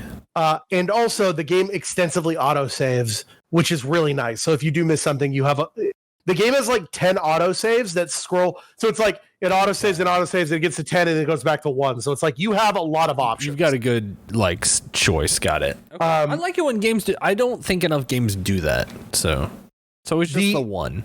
The trophies themselves, there's 26 trophies plus the platinum, so 27. And I'd say out of that, over half of those are just story based or things that will happen. It's like there's 8 chapters, so there's one for each of those. And then there's like, there's two or three based on collectibles. There's a couple based on upgrades. And then there's a couple based on the combat mode and one for photo mode. So like all the trophies are pretty easy. There is a trophy for beating the game on the hardest difficulty, which I played the game on the easiest difficulty because I just didn't care. And even sometimes that game was frustratingly bad to play because so the thing is, since it's all melee based, if you get surrounded by like 4 guys, you're fucked because they'll just hit you from behind and stagger you. And you're just fucking dead. The nice thing is that there's a glitch in it right now where it's like you start the game on the hardest difficulty, you wait until you're in control, switch it to the easiest difficulty, and then right after the last boss, the last thing you do is run down a hallway. So you beat the last boss, you switch it to the hardest difficulty, make a save, beat the game, reload the save, and run down that hallway again, and it pops the hardest difficulty. Oh, perfect. So, and for trophies, it's actually pretty simple, and as long as they don't patch this out, the thing is, if they patch it out, just get a physical version and unplug your PS5 from the internet and don't play it online, and it won't be able to update. Oh, so there you go. If you follow a guide, I beat this game in about a day. I beat this. What is it? I started it on like a Sunday, and I beat it after work the next day. Damn. Okay. No, I started on a Tuesday and I beat it out after work on a Wednesday. Last Wednesday. Short. How many hours did you say you put in? What was that? 10. That was me making a fart noise. Oh, I thought you stepped on a duck or something. I was like thinking, I don't know, maybe 10 to 12. Oh my gosh, okay. Ugh. You could beat this game really fast if you're not looking for collectibles. I was gonna say, like, I've started like peering through reviews because like it didn't click on me, but yeah, this game came out and just completely dusted itself. If you buy this game, go find a good collectible guide. Power Picks has a good one. There's also a dude on. There's this dude named Bushido Cypher. I can't talk. Bushido Cypher on YouTube, who has a 35-minute video where it's just him showing where all the collectibles and all of the miscellaneous. Because like there's a couple miscellaneous trophies. There's like one for killing 10 enemies by picking them up with your telekinesis. It's not telekinesis, but you've got like, remember in fucking Dead Space you had the telekinesis thing? Yeah. They got this, it's called grip. So it's like, kill 10 dudes with like spike wall environment things. And it's like, if you go right here, you can just reload the checkpoints over and over again and grind it out really quick. Or there's one for, there's a specific enemy on level 6 where you need to get 5 stealth kills on these enemies. And he's like, there's more than enough, but if you want to grind it out, here's the spot. So it's like, it's a really good guide. And he shows you how to do that trick. I'd use that. I would say the tips I would give you is upgrade your pistol and the shotgun and none of the other weapons until you get the assault rifle at the end of the game, and then grind that up and buy as much of the ammo as you can before the final boss, and then just using the assault rifle will destroy that thing. Other than that, not a lot of shit that you need to upgrade. Always have a health kit on you. They're trying for, it's so weird. They're trying for survival horror. So they do the thing of like, when you start the game, for the first half of the game, you only have 6 inventory slots. And like health packs don't stack. Only bullets stack. So it's like, I've got these things that I need to hold on for money, but also I need these health packs, or I need these batteries for my grip. So it's like, you really have to do a lot of item management. But the thing is like, yeah, but you want me to have ammo for these guns, and then you're not letting me have enough slots. So it's very weird. The game gets a 2. Game gets a bronze for fun, and I'll say for trophies, if you follow guide, it's a pretty simple thing. You can get in about 10 hours. I give it a gold. Trophies are easy. Get the plat. It's already got a 27.4% completion rate, so it's an easy plat that you can get with very little effort because you can play it on easy. It's just not fun. Right. Get you there. That's fair. Yeah. Good report. So I did that. Then I was like, well, I want to calm down. So I played, there was a free game on PS Plus a couple months ago that I finally played. I played Toem. Do you know about Toem? Toem. Oh, that's that like black and white game, isn't it? Yeah, it's basically, the best way to explain it is that it is a 3-hour photo scavenger hunt game. Okay. How it works is you're on an adventure to go to Toem, which is a big giant mountain, and you have to go through these cities, and every time you go to one, there's like, well, you got to help out in the community so that we'll give you a free bus ride. And by helping out, it's like doing these quests where someone is like, hey, can you take a picture of some rocks and some trees for my scrapbook? Or, hey, can you find 3 people that want to come eat at my food cart? So it's all easy scavenger shit plus this cool photo mode. It's very relaxing. The music is pretty chill, and it had some DLC for another island. Beat it in a couple hours. I had a good time.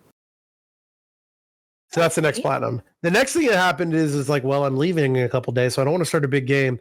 You know what's been bothering me? Finally finishing all those Lego Dimension DLCs that I never played. So I played the other 8 Lego Dimensions DLCs on PS4. Finally done with all of Lego Dimensions. So I did, over the course of 3 days, I did, what was it? It was Ghostbusters 2016. It was Ghostbusters Normal, the Midway Arcade level. So it was like playing a bunch of Midway games, the Adventure Time pack, the Mission Impossible pack, the Goonies pack, and then the Ghostbusters story pack of 6 levels, the Fantastic Beasts and How You Gotta Get Them pack, and the Lego Batman story pack. So I'm Legoed out, but I have all of that. Then I was like, well, shit, maybe I'll just keep playing games that I need DLC in. And so I was looking through games that I'd never finished all the DLC, and one I saw was this game called Plague Inc. Evolved. Oh, yeah. Which is a classic, it's a fucking phone game where you're just trying to infect the world. Well, there were 2 DLCs I never played. One was called The Cure, which is basically, it's the opposite of Plague Inc., where instead of trying to infect the world, there's a disease, you got to find it and cure it before it kills everybody. It's basically like Pandemic. And so you just got to play all 7 of those. It's fine. I had a fun time. And then the other one was this one that took about 10 minutes called, they put this out a couple years ago for free, called the Fake News Pack. That one is where you're a disease of fake news and you have to spread your fake news. It's basically this, it's a reskin of the normal mode, where it's like, instead of like upping your virality, you buy a thing to like tweet mean things at people so that they don't discredit you. It's all making fun of Trump shit, basically. Right. The only reason I did that was to get, because when you win, I saw a line. Okay, hold on. Let me bring up this. You can use this in a tweet if you want. I tweeted it out, but there's a good picture I got. So when you win, it shows you this thing is like, it shows you this picture that says whatever you've named your fake news deceives the world. So I went with a classic bit between me and my friends, which is, have you guys heard about the Shrek's wet fart story? Yeah. Yes. The ride.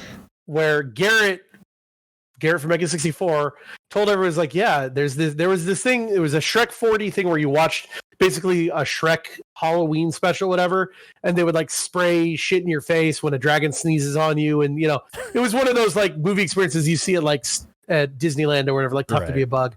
Well, for some reason he said, it's like, yeah, it sucks, and you get like a Shrek wet fart in your face. There's no part of that where Shrek farts and they put stuff in you. What happens is the dragon sneezes and they spray water in your face. But we're all convinced, it's like, I'm not going to that. Shrek fucking wet farts in your face. And then a couple years later, me and Kevin went to Universal Studios, like, we have to go on this ride and we have to see the wet fart. And so we went on it and there was no wet fart. And then we went back and Kevin told everybody, and there's this huge thing of everyone laughing. Look it up, type in Mega 64 Shrek wet fart, great clip. So I made my fake news called Shrek's wet fart. So at the end of it, I would specifically get this screenshot that says, Shrek's wet fart deceives the world. Every person in the world is convinced that Shrek's wet fart is true. You have created a truly post-fact world where Shrek's wet fart holds sway over billions and the truth means nothing. Just so I could tweet that out and tag Garrett, and I thought it was very funny. And then the last thing that I played, and we got to talk about this. Last night, while we were all hanging out, I bought a game that had just came out called There's a Genie in My Szechuan Sauce Remastered. Hold on, I got a drink of water. I got to talk about this. This game was magical. Like we've you played John Fart. I've played a couple of this guy's games. There is a guy. Hold on. I don't know his real name, but it's the Genie. You might not recognize him. There is a studio called Kimulators Films. It's two people. It's a dude and a girl who are from somewhere in French Canada. They're like in their early 20s. Mm-hmm. And so his name's Elaine and Marie. They are French Canadian and they talk with heavy French accents.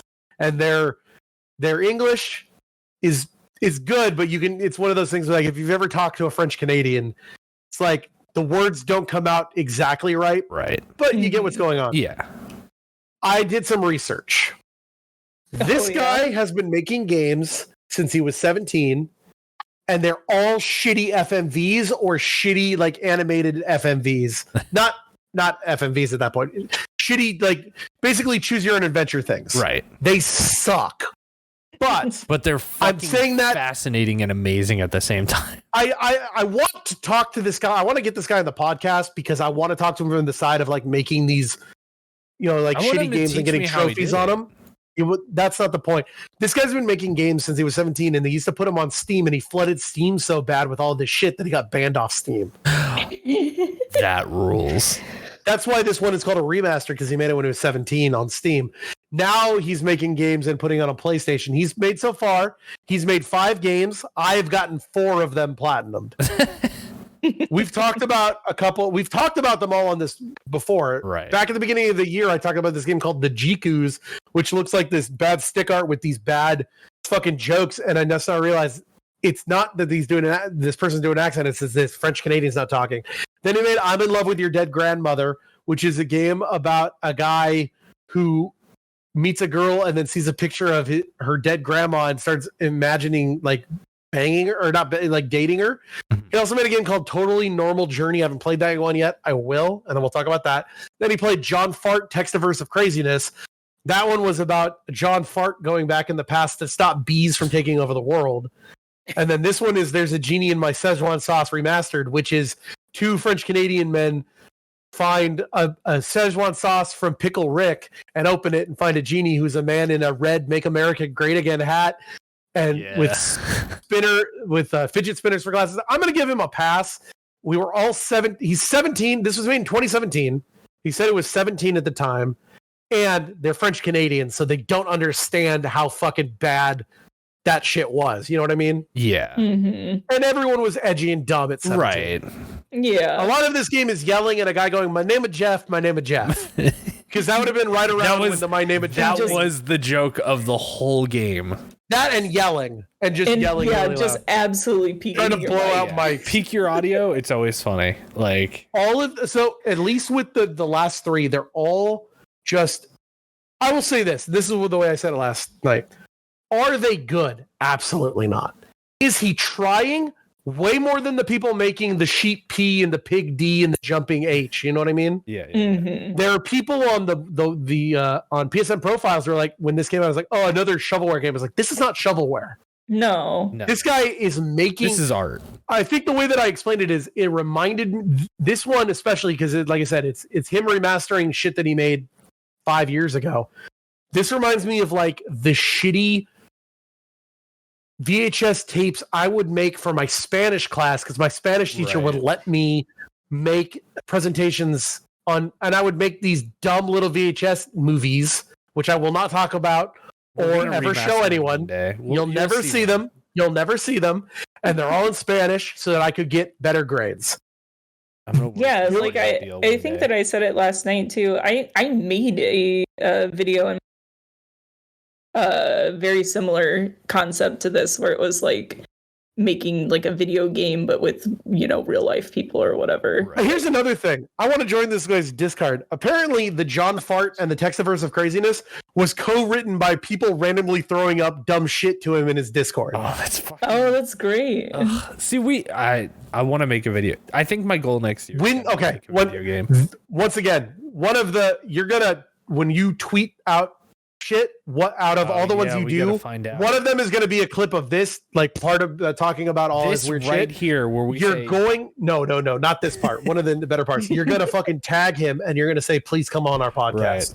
Right. And sometime next year we're going to get this guy to tell us about I want to know A, about him making his games, and B, I specifically want to know about the process of how he got onto Sony, how he gets the trophies. What does he need to do? Why he gets a platinum and some games other don't. And I want to know all about that from a small creator who's making quote unquote shovelware, but it's not really, I don't think it's shovelware. No, it's not shovelware. But it's definitely budget games because these are all like $5 a piece.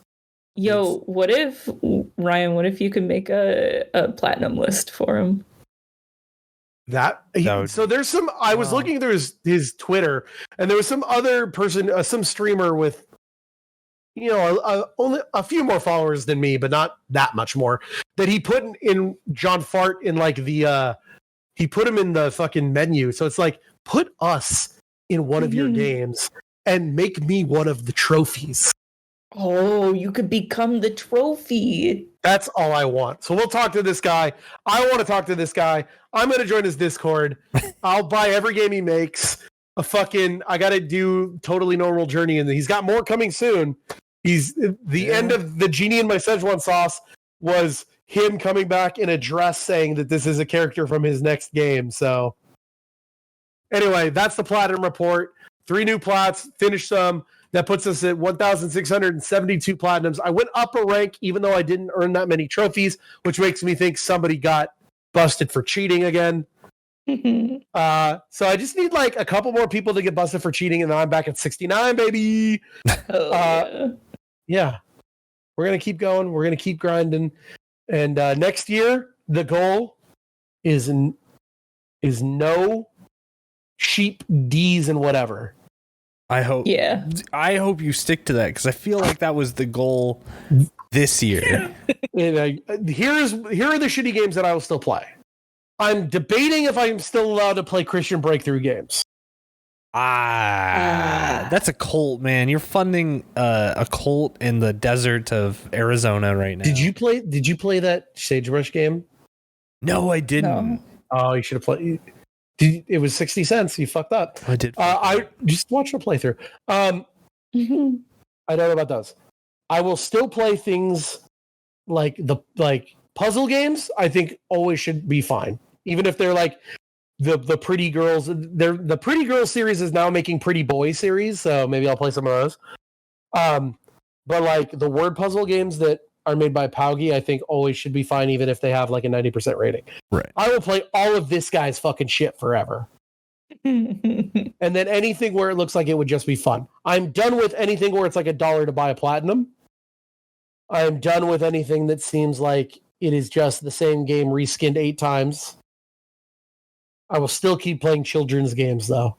I mean, well, those like are My Little games. Pony and, those at least come out physically, and if it I feel like if it comes out physically, it counts no matter what. Right.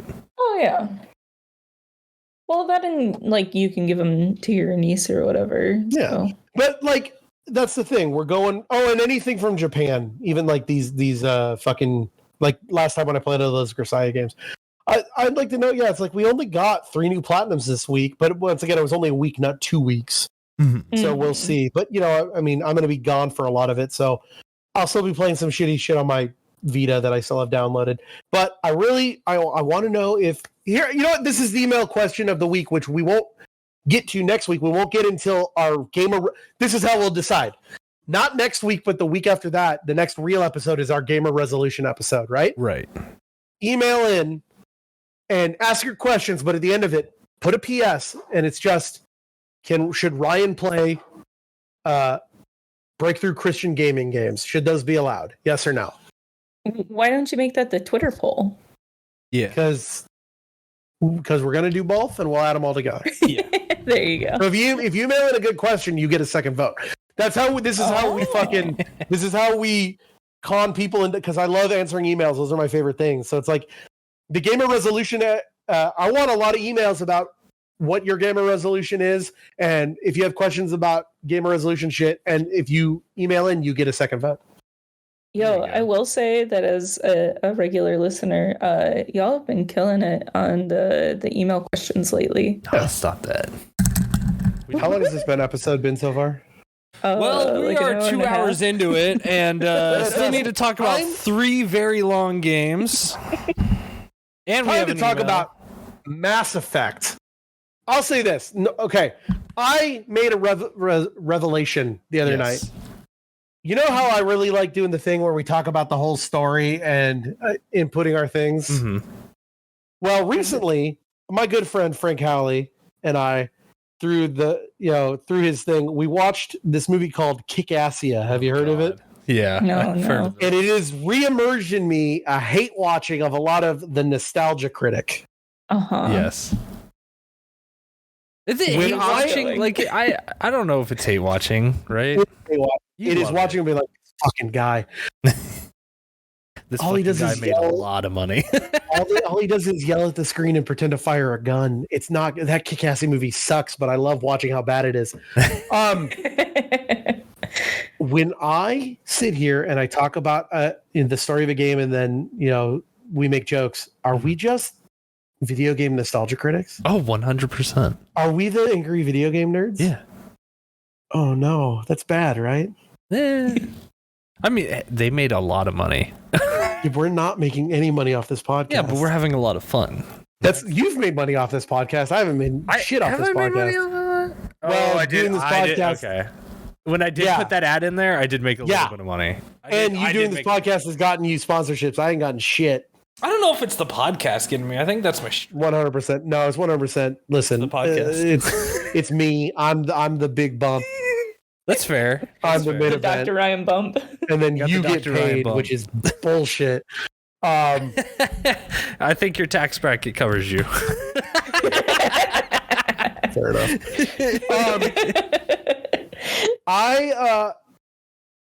What were we talking about? Mass Effect, I believe. No, before that. Why did it? The nostalgia critic? Oh, yeah. So I don't know if I don't want to sit here and go over the story of all 3 Mass Effects. Mm-hmm. What I want to talk about, and this is what I want to talk about, is that Chris, you played old Mass Effect. Yeah, I played the shit out of Mass Effect. I love it. It's Cecily, you never played Mass Effect until the Legendary Edition, correct? Correct. And I played about an hour of the first Mass Effect and went, this is boring, and then never played it again, and then played the Legendary Edition and said, this fucking rules. What the fuck was I talking about? So I want to talk about what you remember about Mass Effect, to playing it now, watching your wife play it, and then mostly what I want to talk about is the difference in the trophies and the really cool thing about, even though we talked about last year Game of the Year, I want to really go into the whole Legendary Edition thing. So Tell me about playing Mass Effect back in the day and playing it as it came out versus playing them all in a row. That's what I want to hear from you guys. Okay. Yo, Mass Effect, when it came out, was the shit. It was this little game that came out on Xbox. It was an Xbox exclusive, might I add. And it was this awesome little sci-fi adventure that I feel like it was one of those games that, like, you know, when you play something or watch a movie, right? Like, or a show or whatever, and you're like, why has nobody talked about this before? Why does anyone know? Does anyone know about this? Like, it's like your little secret, right? And you just want to be like, hey, like, go check this little thing out. It's cool. And then everyone sees it and then, like, it blows up, right? But then you're like, oh man, like, I remember when that was that little game before everyone jumped on it, right? Yeah, that was me with Mass Effect 1. I played it and there was like, you remember when I was playing through that game, Cecily, it was like, that was all I did for a couple weeks. Like, that was my game.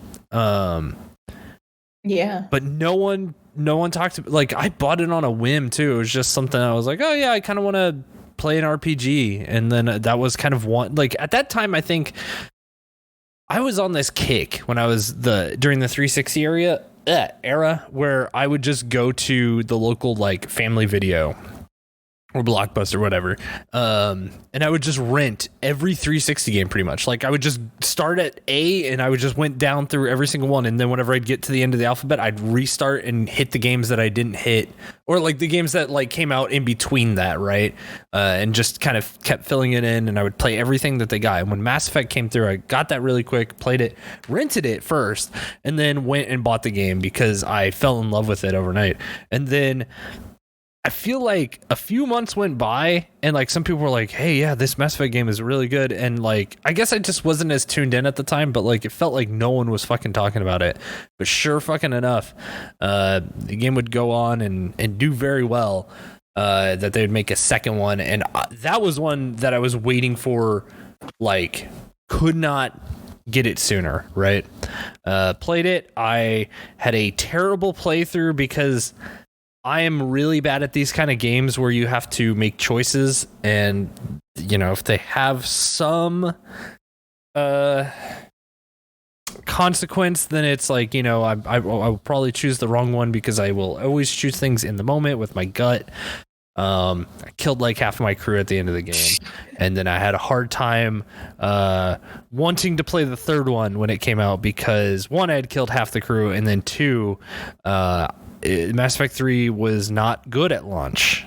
There was a huge controversy around it, so I just totally dodged that one and did not get to play it until my lovely wife here, got to play the game for the first time, because it's been 10 years now that I've been like, you should play this game, you would love this, because you're like a big role-playing fan, and I feel like this is the best.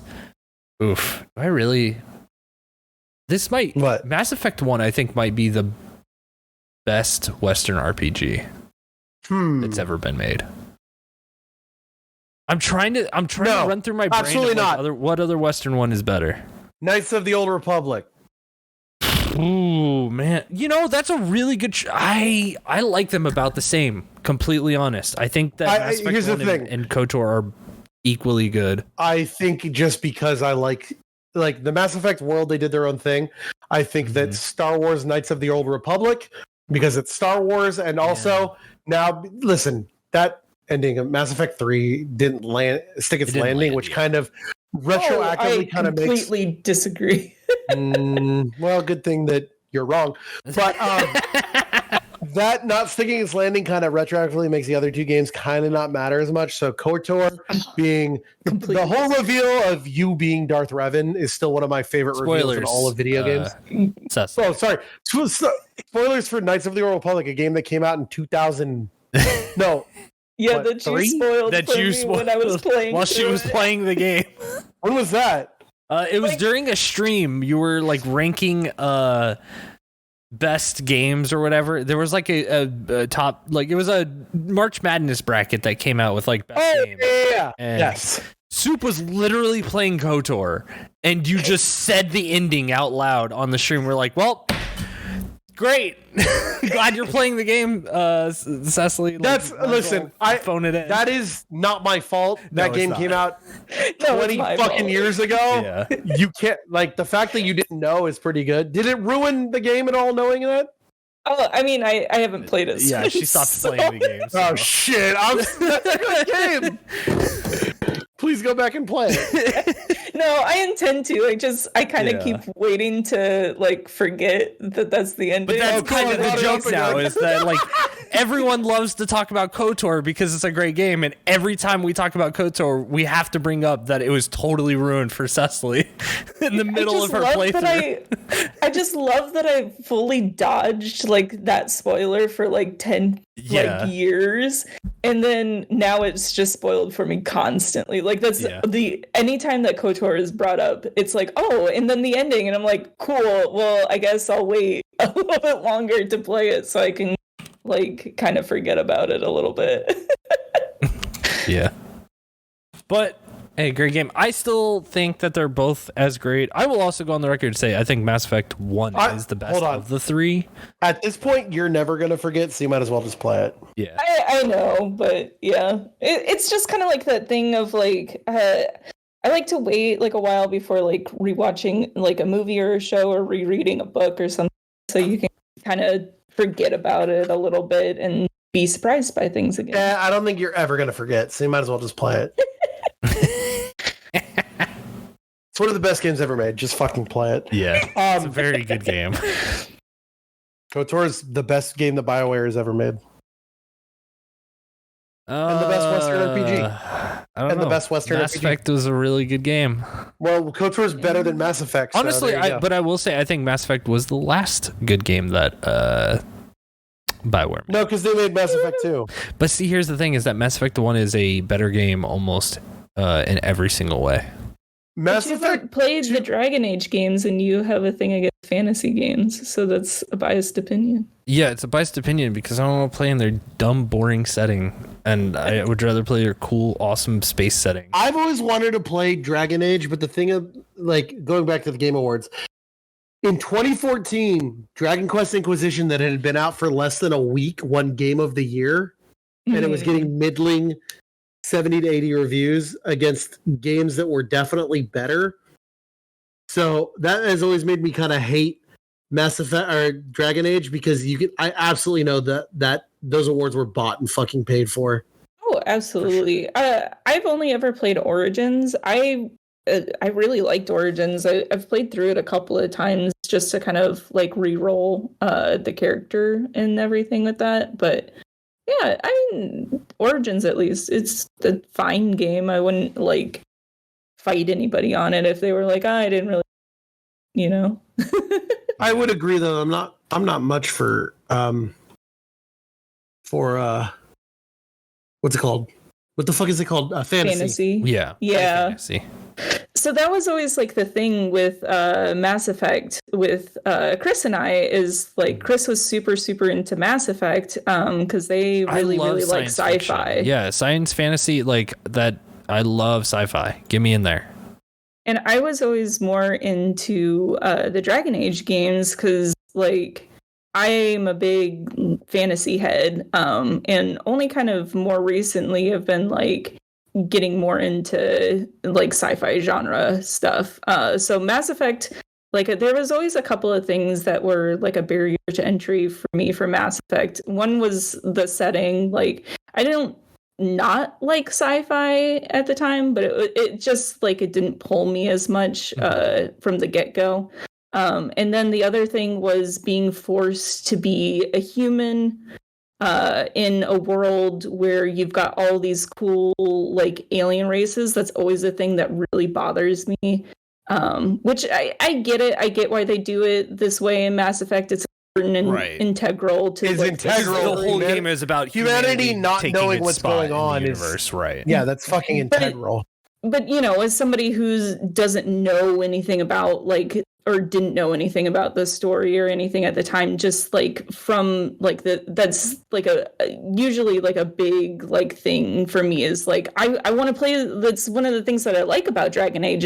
It's like you can play as the cool races, so it's like, why would I play as a boring, like I'm a human in everyday life, like why would I play as, because you can be a human with fucking psychic powers and shit, even though I didn't do that.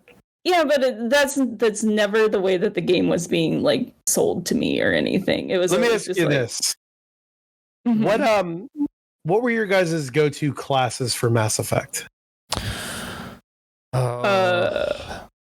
So for the first game, I did go the like psychic route because I'm always into like half casters or playing like casters in games when I can. And so I tried that out, and is okay. In that game, I got used to that combat after a while.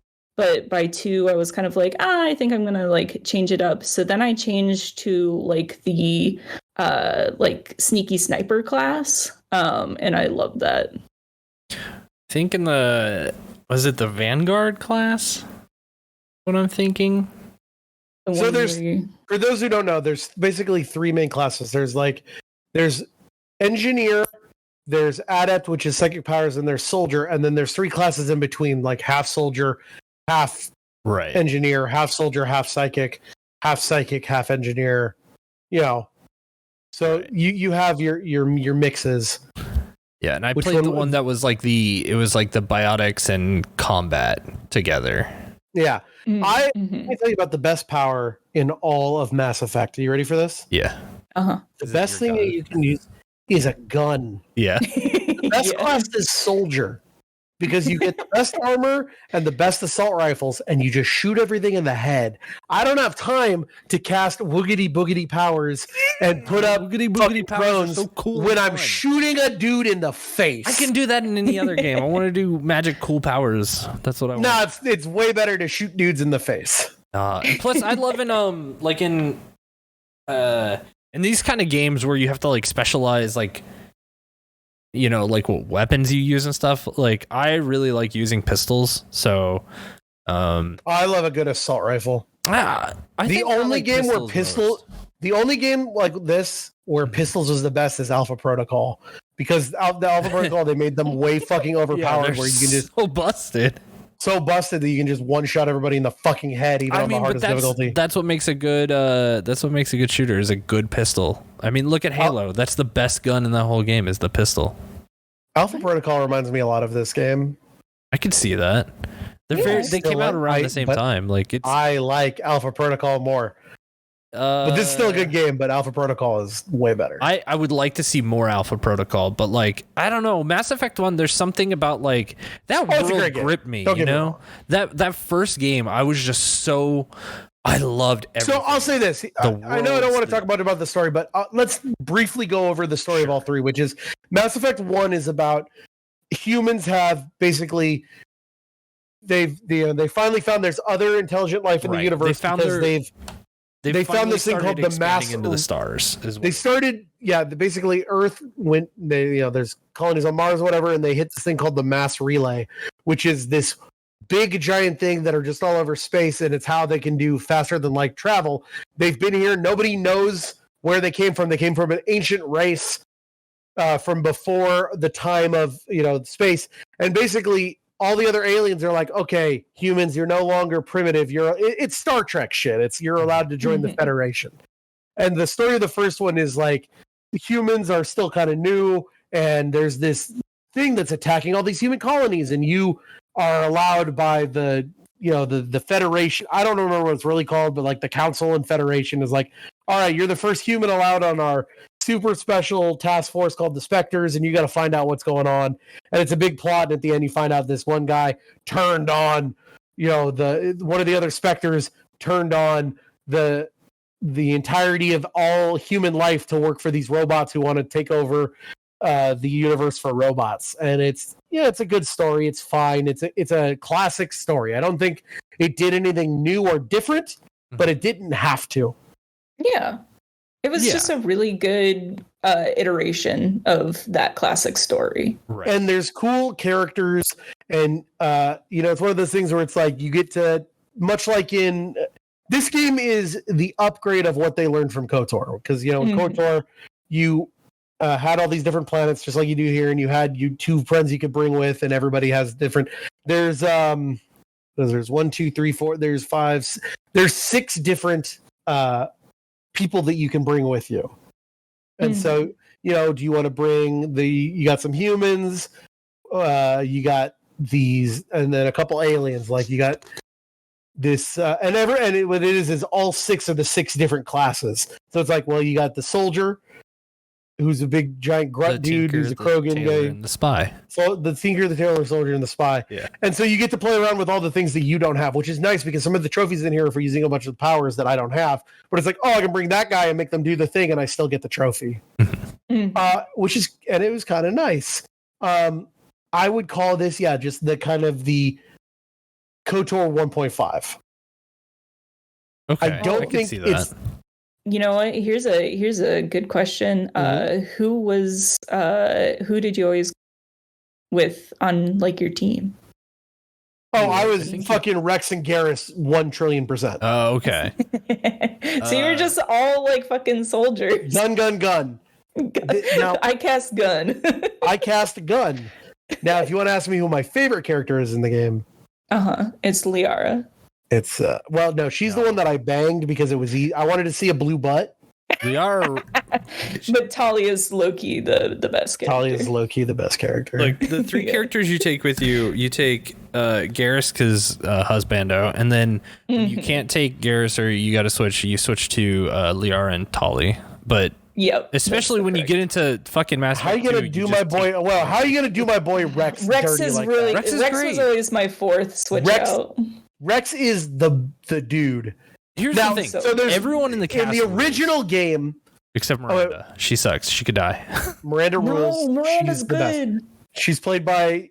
Is that the one that's played by Yvonne Strahovski? I believe so. Yeah. Yeah. From Chuck. She's great. So in the original, I want to talk about this really quick. The trophies in this version are way better than the trophies in the original version. The original version, you have to beat the game like 6 times to get all the trophies, because it's not in this one. There's these trophies for complete 5 missions with each one of them. In the original game, it's complete most of the missions with them. So you can only get 2. You basically have to pick 2 people and just use them the whole game. So you have to play the game 3 times. Then you also have to beat the game on the hardest fucking difficulty. This one, we've talked about this last year during Game of the Year, but if you didn't listen to that, the Legendary Edition does this really cool thing where each game is launched out of this. It has a launcher. That launcher has its own trophy list. Now, that trophy list doesn't have a platinum, but it has. I just think the novelty of having trophies for a whole trilogy that track over the trilogy is really cool, and I wish more games were doing this. Yeah, there's only a neat idea, right? There's only 11 trophies. 3 of them are beat 1, 2, or 3 of the games on Legendary in the Legendary Edition on Insanity without changing the difficulty. There's a way around that. There's one for basically fucking somebody in each game.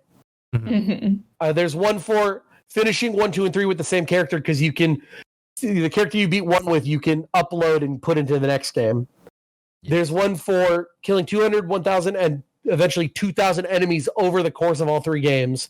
And then there's one for killing 100 enemies with melee attacks over all 3 games. I just busted that one out during the first game. And I think that's cool. I will once we're all done, when we're talking about trophies, I'll talk about how to glitch those Insanity and Paramore ones. Oh yeah. But so they took all of that, played the game on the hardest difficulty out of all 3 of those games.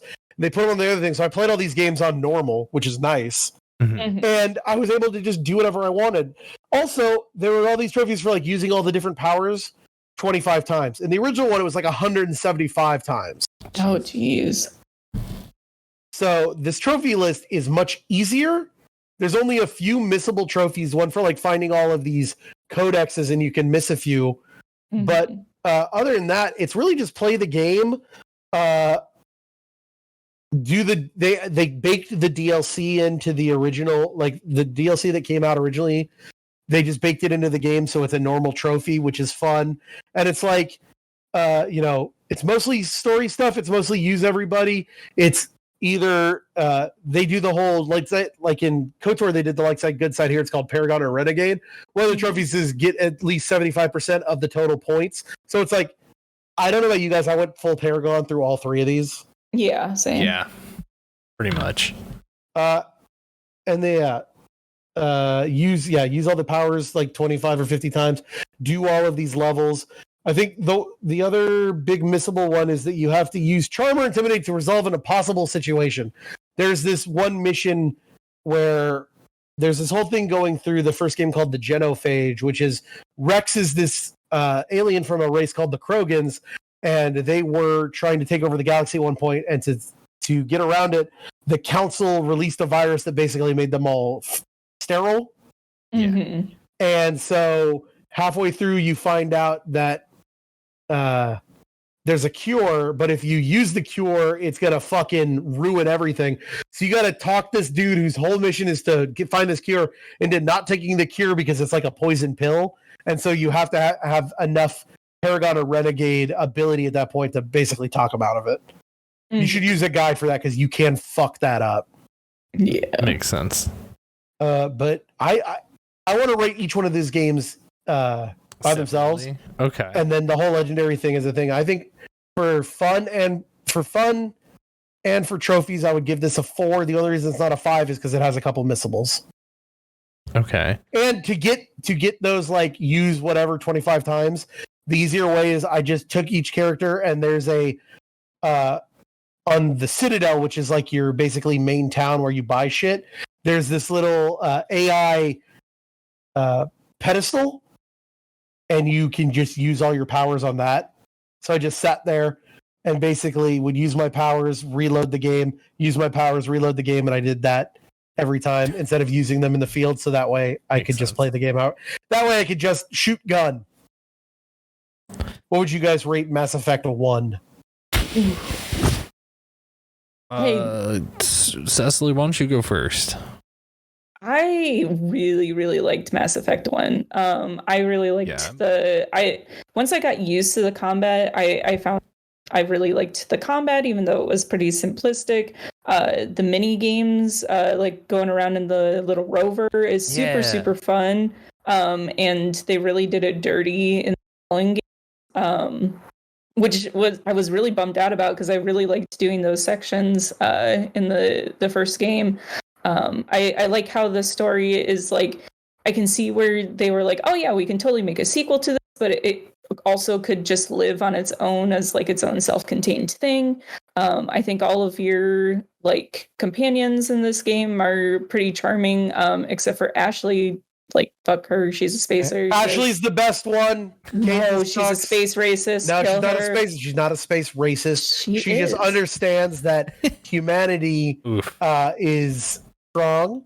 Humanity rules, and it's not racism because they're not other races. They're other. She's a species. They're entirely other different species. Are you against humans? She's a space species. Are you against? No, here's the thing. It's wrong to be racist because we're all humans and we should treat all humans with dignity and decency. We're all one race and we're all together. 100%. Aliens can suck shit. No. Humanity forever. Look, because see, that's go human. I'm team human. Look, and the fucking Solarians can suck nuts. We can't just go to space and just be like, we're the best. Fuck you all. Yes, we can. We absolutely can. Like... It was mostly that it was like, okay, we're in a ship full of aliens and... Because I get actively like, Ryan, you got to think of it this way. How can we get these dirty aliens off our I get that it's ship? A corollary for racism. I get it. But also, you got to think of it. Them. This is humanity. What? Earth is just a tiny city inside the giant state that is this universe that is inside of its own thing. But aliens aren't real, so fuck them. You don't know that. Look, Tom DeLonge has told me that aliens I don't. Yeah, well, he also told you to take off your pants and jacket. So what are you gonna do? I did that too, and it was great. Are you gonna do the other? Are you gonna do the other stuff they tell you to do on that album? I don't know about that, but there's something about dogs. Like, do you remember? Well, wasn't that also? Hang on. Though to be fair, with that song, wasn't that one only on like every 3 albums or something? Like, weren't there three different versions of that album? That's one was for Mark, one was for Tom, and one was for Travis. Yeah. You damn well know that's the one I got. Oh, that's great. But still. And then there was another one where there was something about some activities to do with your grandfather. If you know that one. Is that the one where he shit his pants? He's always fucking shitting his pants. And I'll never to see you again. Dad will suck me off. Hey, did you see that? That's the best. Back in the band. And tickets are $20 billion. Yep. I want to go on record saying that's the best Blink-182 album. Take Your Pants Off and Jacket? That is my Take Off Your Pants and Jacket. That's it. That's my favorite Blink-182 album. I think it's better. Listen, Enema of the State is great, but I think that Take Off Your Pants and Jacket is better. The only song on that album I don't like is the fucking Stay Together for the Kids bullshit. That one's just too fucking whiny. Everything else, Online Songs is a banger. I fucking love that. Might be my favorite Blink-182 song, and it's a not even a single. It's either that or I mean, if you're talking the best single they've ever made, that's what's it called off Dude Ranch? Why am I spacing? Because it's late. Yeah, because what song am I thinking of? Yeah, that's true. I think Enema of the State's still better. Oh man, no, I think Take Off Your Pants is better. They're both good albums. 2 years apart from each other too. Wow, it's some bangers. Why am I spacing? Oh, damn it! Yeah, that's what it's called. It's called Damn It. Yeah, Damn It's a great. Why I couldn't remember the name. It's like I'm linking it in my head, and it's like, what the fuck is the name of this song? You're all right. Tell me who you think. It's great. It's a great song. But Online Songs is great. Rock Show is fun. Mm-hmm. I'm not a big fan of. You don't like Edging? The kids. The new song.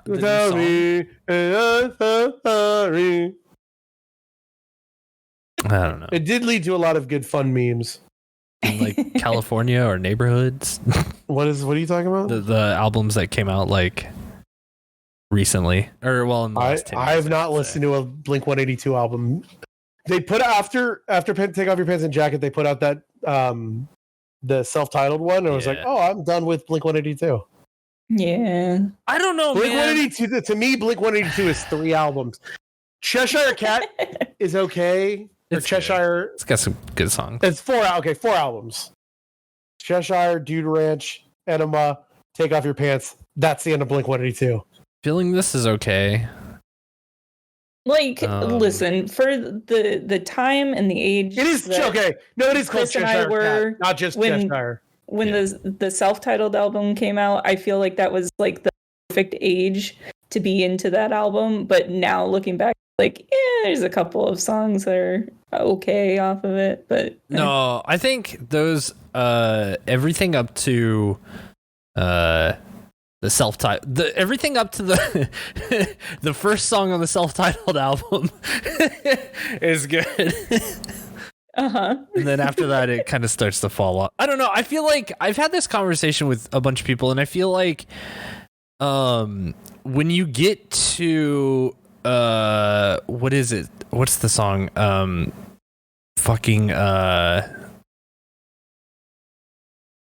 Miss You.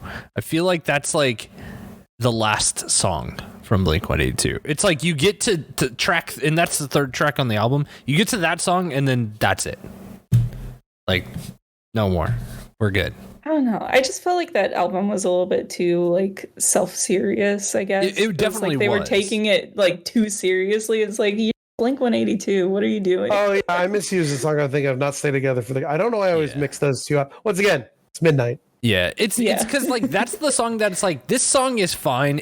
But it just feels like the last Blink-182 song before they were just like, wow, we don't know what else to do, you know. Certainly, they've put out 8 albums. They've put out 8 albums. The first 4, great. The second 4, Not for me. Yeah. I do like that they still make music, though. I don't know why. This is the Mass Effect episode. Yeah, welcome to the Blink 182 episode. We still have to talk about Mass Effect 2 and 3. Yo, Mass Effect 2 is fine. It's just a shooter. Mass Effect 2 just run forward and shoot. Mass Effect. Rate the first one. Oh yeah, what do you? Yeah, bronze. I'll give it. Gold. I give it a platinum. Yeah. I liked it a whole lot. I'm fine with that. I think it's. I would call Mass Effect 2 a platinum. I think that they took everything from Mass Effect 1, reciprocated on it, made it bigger. The fact that the loyalty missions and the idea of at the beginning of the game, they're like, hey, people are fucking. So the idea of Mass Effect 2 is all of a sudden humans are fucking disappearing and nobody knows why. And you go through this whole thing to find this fucking whatever this is. You find that there's these dudes called the Reapers that are just reaping humanity for some reason. And you need to go on this suicide mission. And the whole game is just setting up as like, go to this mission, you're going to fucking die. There's no way around it. Right. And what you're trying to do is go and get a team and put together the fucking best crew you can. Squad. Yeah. So that you tell me some kind of Suicide Squad, so that you can make it out and it's not a suicide mission, because there's a trophy in this one for making it out with everybody alive. You have to do very specific things or else everybody dies, and I thought that was really cool. Plus, it introduces the elusive man. Yeah, I totally fucked up. Well, okay, first of all, hang on. One, I gave Mass Effect 1 a platinum, an ultra platinum. The game fucking rules. But I gave it a gold, but I think a platinum is fair. With Mass Effect 2, I love the story. I think the story fucking rules. It's the gameplay where I start to fall apart, because I feel like it started taking... Look, I get it. That was the era of the shooter. That was the first person, third person shooters. Like that was the golden era of, if you can make a solid shooter, you are making $1 billion. And they did it. They did it. Like Mass Effect 1 was competent enough in its shooting, but I still like the like kind of dice roll to it a little bit more. Whereas Mass Effect 2, they just turned the game into a shooter. And they took away a lot of the RPG elements to it and just said, here's a gun, go forward. And then they took out all of the exploration out of the game, which was my favorite part of the first game, was like being in the world and getting to explore these new worlds. Like it felt like you still do that out there. But probe launch, not really. Launching probe. Yeah, launching. Now I will say, so in the original game, you would go.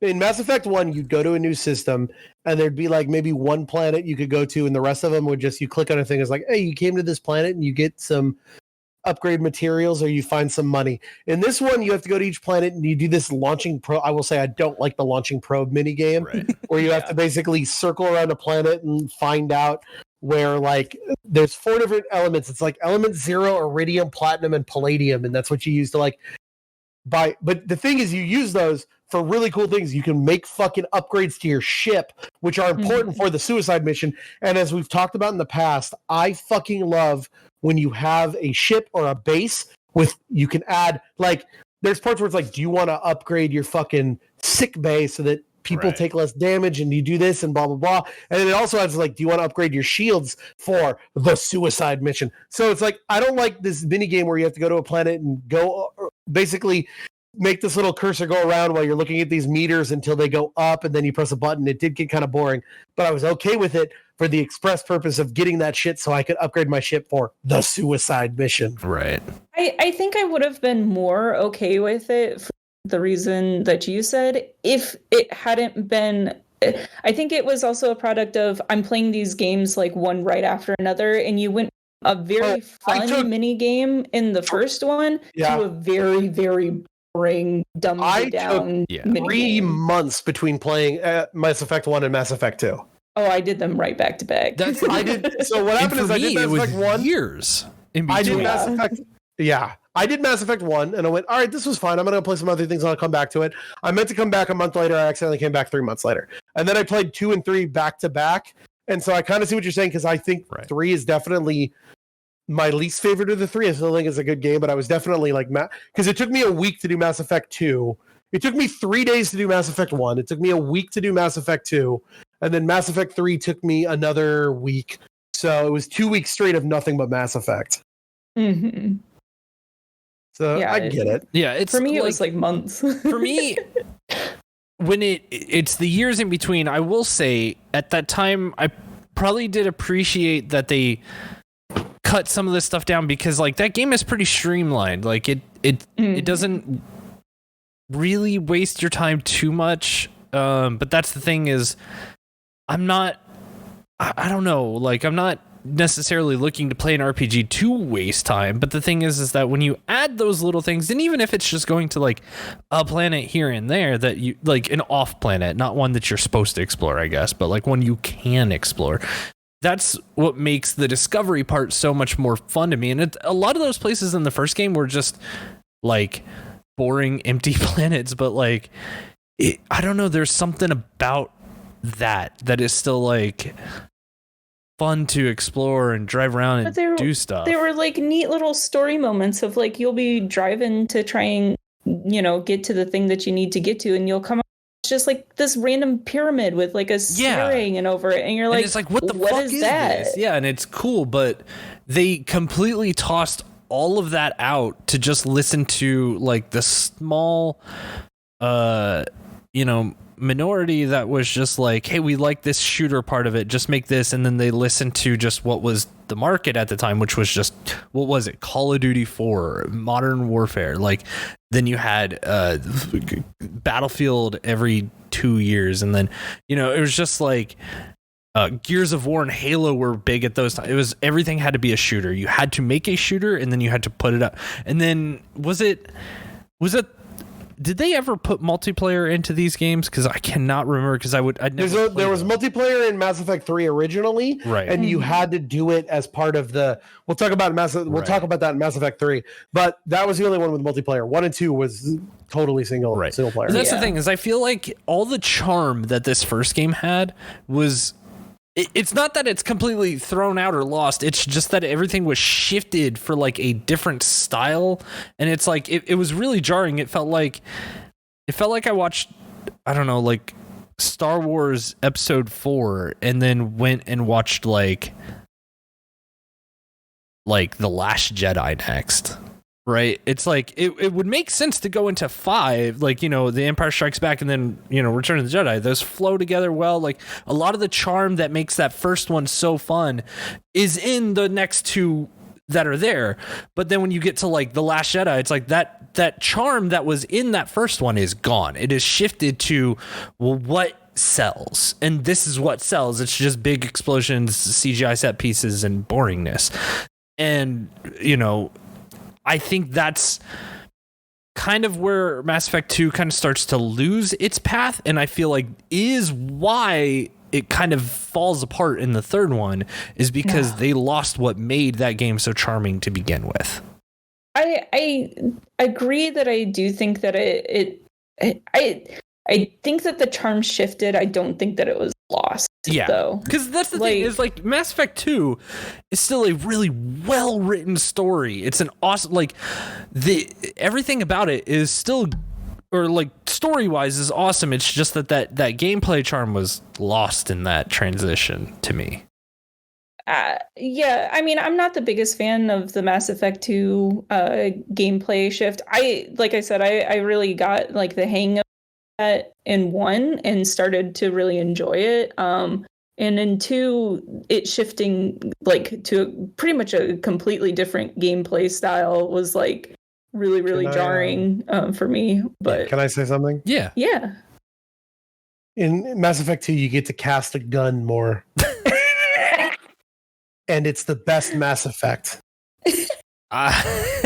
See, I like the shooting in this game.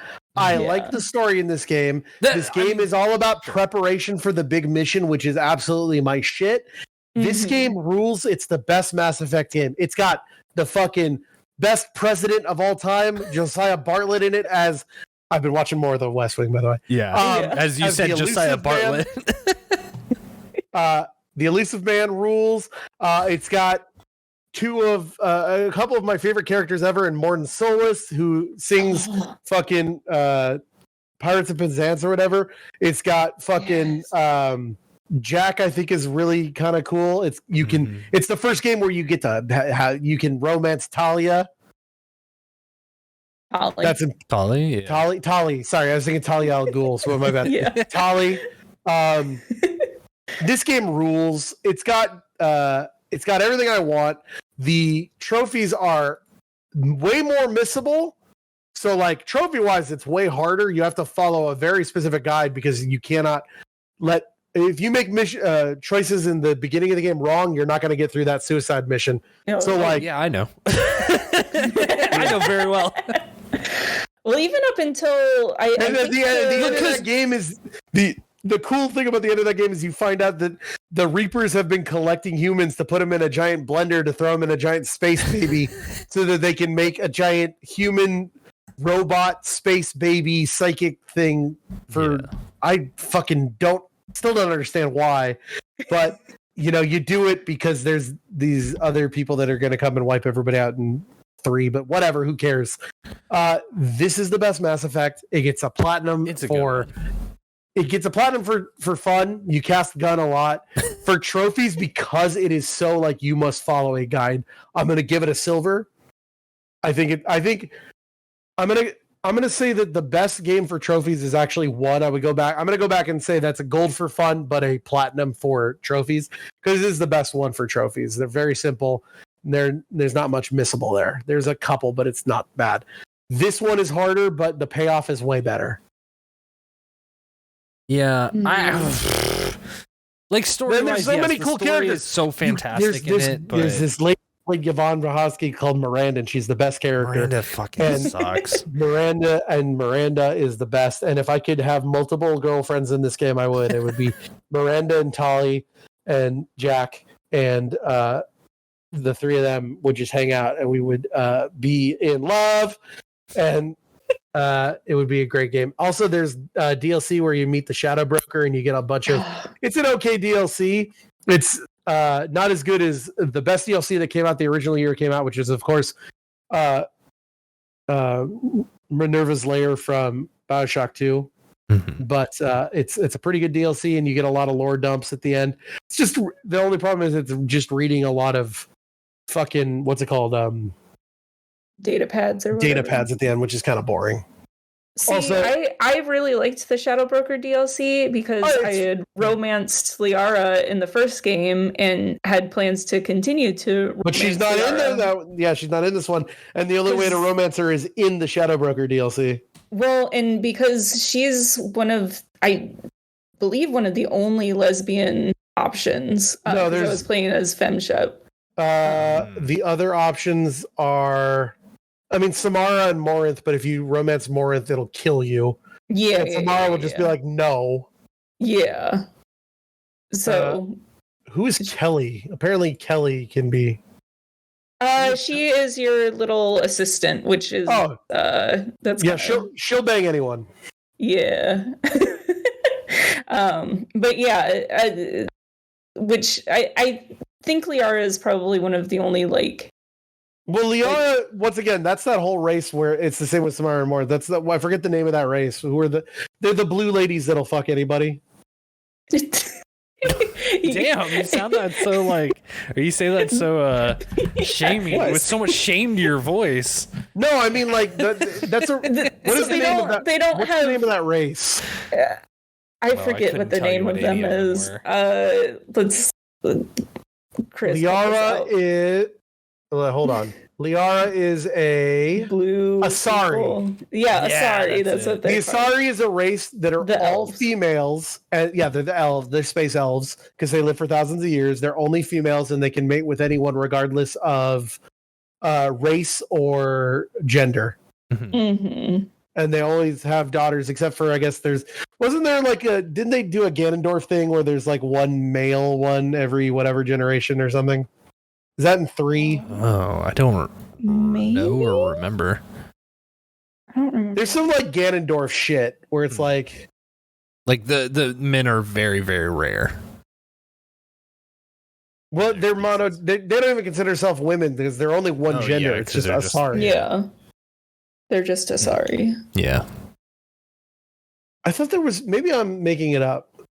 I thought there was a thing where it's like there was a male Asari, and it's like maybe I'm just thinking of Ganondorf.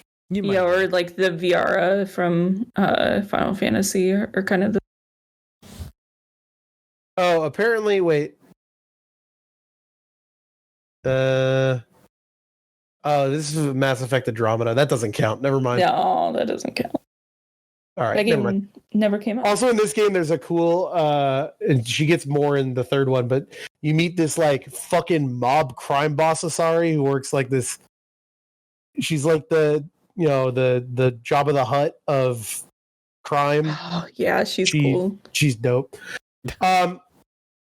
Choose the best. The suicide mission rules. You cast gun a lot. It's the best one. I still don't know how I feel about that. It's the best one. It won a lot of choices. It won multiple. It won Games of the Year awards that the other one didn't win. Hey, you know what? Now let's quickly. What? No, it didn't. Didn't win anything. It didn't win Game of the Year. It won Indie of the Year, didn't it? It's not. Yeah, but that's not. Real one. Ryan is saying specifically the Game of the Year. Yeah. All right. Lastly, let's just quickly talk about Mass Effect 3. Everyone hates on this game. We didn't. You guys rate it. It's a gold. It's a gold because it's still like, despite me saying like it's kind of a gun is the best superpower that they like switched the systems. That's not to say that the systems that they did switch to aren't good. It's just I like the first ones more. But yeah, I like the gun. I like the gun upgrades. Story. You get way cooler gun upgrades.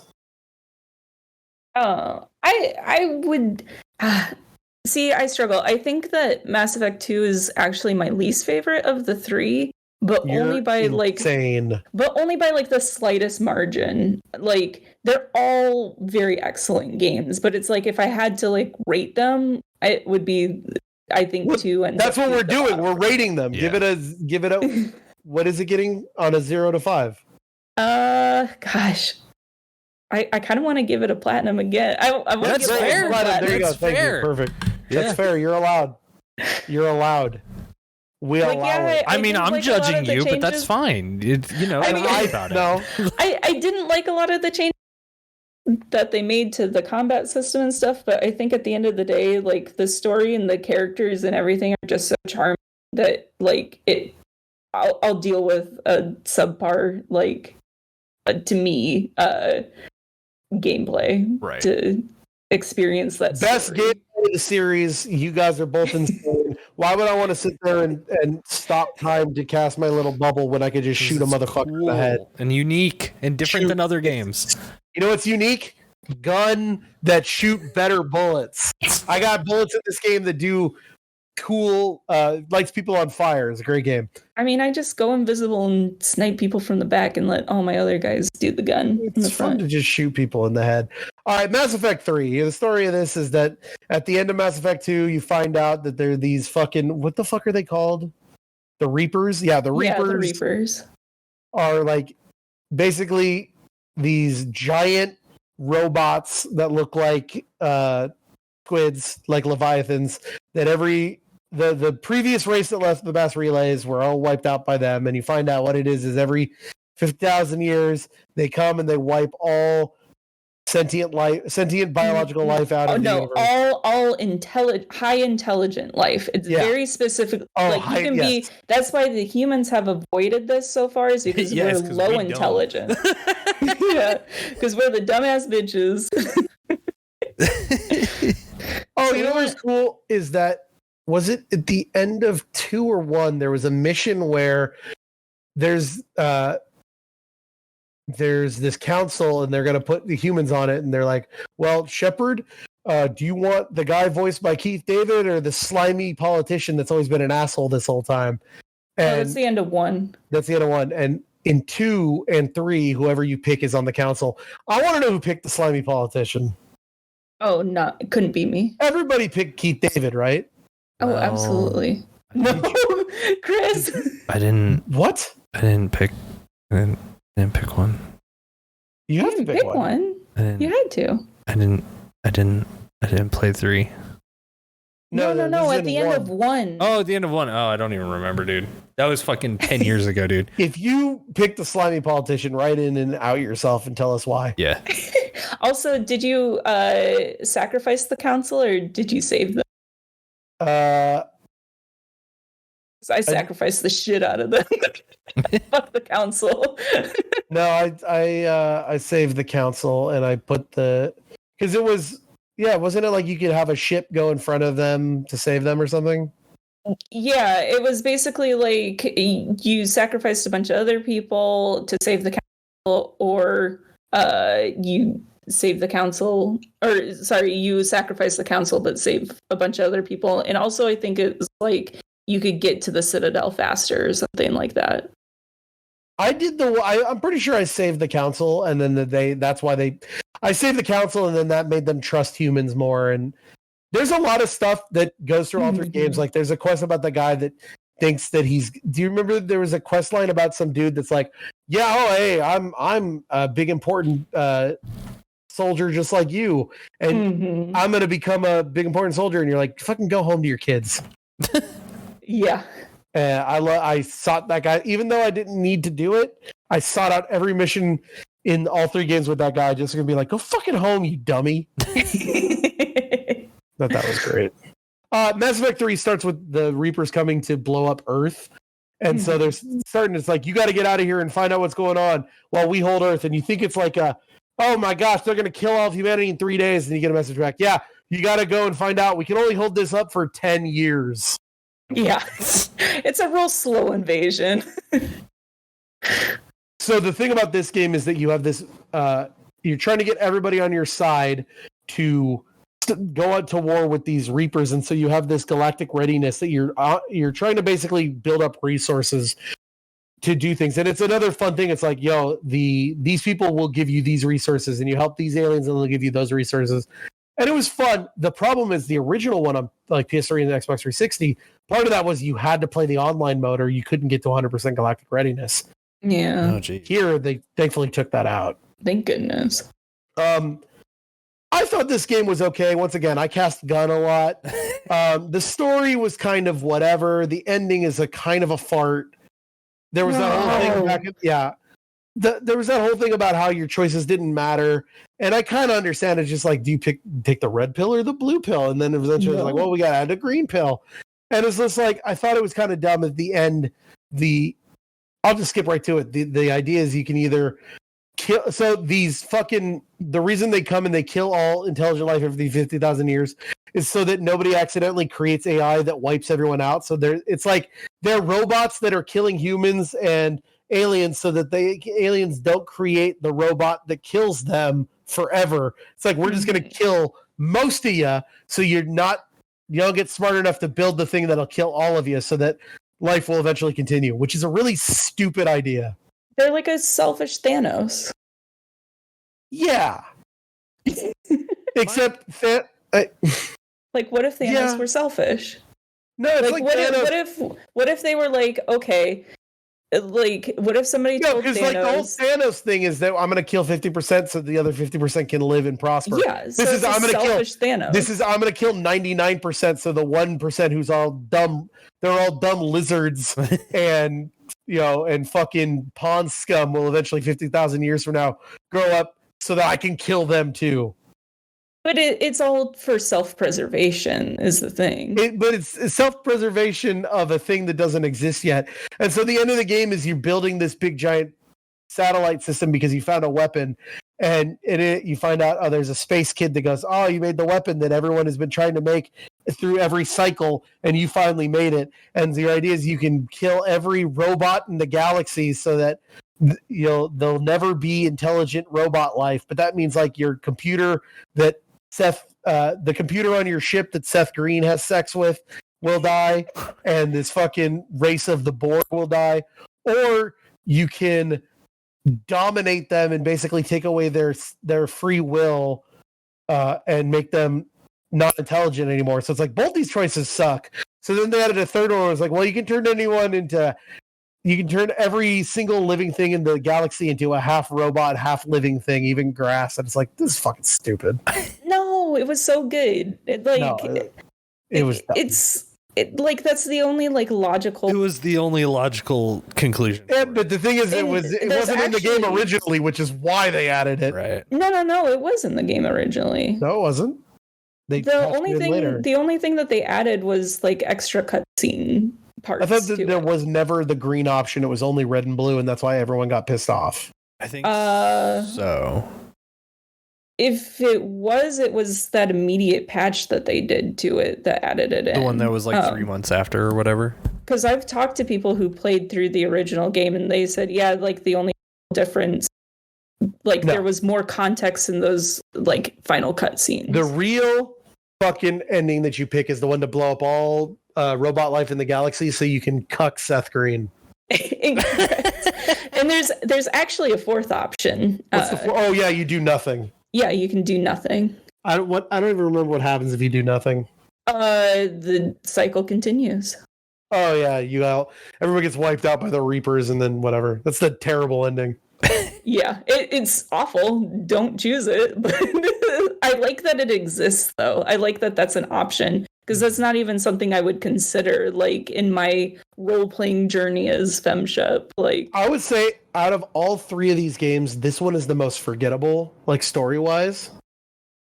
Because I feel like the story was just like get some stuff to build your spaceship, and it wasn't as cool as like the suicide mission or finding out what was the bad guy in one's name. Saren. Yeah, finding out why Saren had turned on, the council and sided with the robots.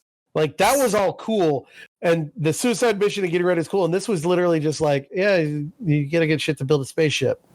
So yes, the like baseline premise of the story of this game is not like the most intriguing of the series or whatever. But where this game comes in second for me in this series is all of the character moments that you get throughout this game, and all of those like those payoff moments of like, this thing happened in the first game, this thing happened in the second game, and now you're seeing like the payoff here in the game. Like there's so many of those like little like moments, and so many of those like character moments, like especially the DLC like totally expands a lot of that. Like, and just even every time that you go back to Citadel, you can go back and like listen to like the continuing stories with all these like NPCs throughout different like places in the Citadel. Oh my god, they're so good. Like you got to listen to all those stories, and like it really like builds out the world and stuff in a way that the other two games just didn't. I really loved just seeing your crew and just the character stories from like character to character, more so than the story of, because that's the thing. I feel like the story of the game, like the overarching plot. That's what I'm talking about. Games like that was kind of mid in this one, but absolutely like, everything the side stuff is fun. Ruled like the side stuff is fun. And can you guys even hear me? I feel like yeah. The side stuff is fun. There's the whole DLC where you're like taking an R&R break on the Citadel and you're getting up to wacky capers. Yeah. That shit's fun. The actual story, the main like, hey, the universe is breaking apart. Yeah. I don't care. Yeah. And for that's why this is my least favorite. Because the other two, the main stories were way better. That's fair. I can understand it from that perspective. Yeah. Also, you want to talk about space racist? The biggest racist in the game is in this one. There's DLC where you unearth one of the original, what is the Proteans, who are like this race that everyone is like, oh, the Protean. Liara's, all through all games, Liara is basically a scientist who researches the Proteans, who were the people that built the mass relays that came before. But no, they didn't build the mass relays. Somebody else did. They're just the people from the last cycle. This guy pops out and you're like, oh, the benevolent, please talk to me. He's just like, look at you fucking pawn scum. What is it? He's talking about the Solarians, who is the race that Morden is. They're basically these basic lizard people. And he's like, oh, the lizard people became smart. The last time I saw one of them, they were basically licking their own eyeballs. He's a piece of shit the whole game. He is. But it's kind of great. Also, Ashley comes back in this game and she's great. No. Not if you kill her in the first game. No, I didn't kill her in the first game. My biggest thing is that out of all the games, this is the one where you have to follow such a very specific path, because it's so easy to lock yourself out of way more shit than there is in the second game. So whereas in the first game, it was basically like, do whatever you want. There's a couple things that you need to do just to pick it up. And the second one is like, mostly you can do whatever you want in any order, but there's a couple things you have to do, and it's not bad. This one is, if you even do one mission wrong at the same time, start the whole fucking game over again.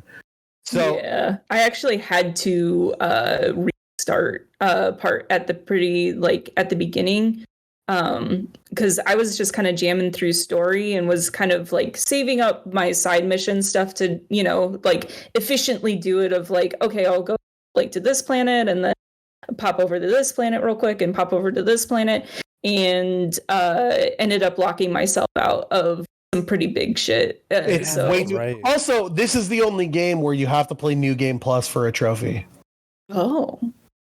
Because there's a trophy for upgrading one of your guns to level 10, but you can only get to level 7 in the game, so you have to, or level 5. I don't remember. You can only get to whatever level, so you have to play through at least the first 3 missions of New Game Plus to get enough stuff to get a weapon to level 10. So for that, this is my least favorite. I would give this, both for fun. For fun, I would give this one. It's still fun to cast gun. So like if 1 and 2 are, I'm going to give 1 and 2 both. I think I said gold. I'm going to go back and give it a platinum. 1 and 2 are platinums. This one is somewhere between gold and silver for me. I would say it's a silver. I'd say it's a 3 out of 5. And for trophies, I would say the same thing. It's a silver. It's a 3 out of 5, just because most of them are easy, but yeah, it's like so easy to lock. Actually, fuck it. This one's way more easy to lock. I'm going to give it a bronze. It's a 2.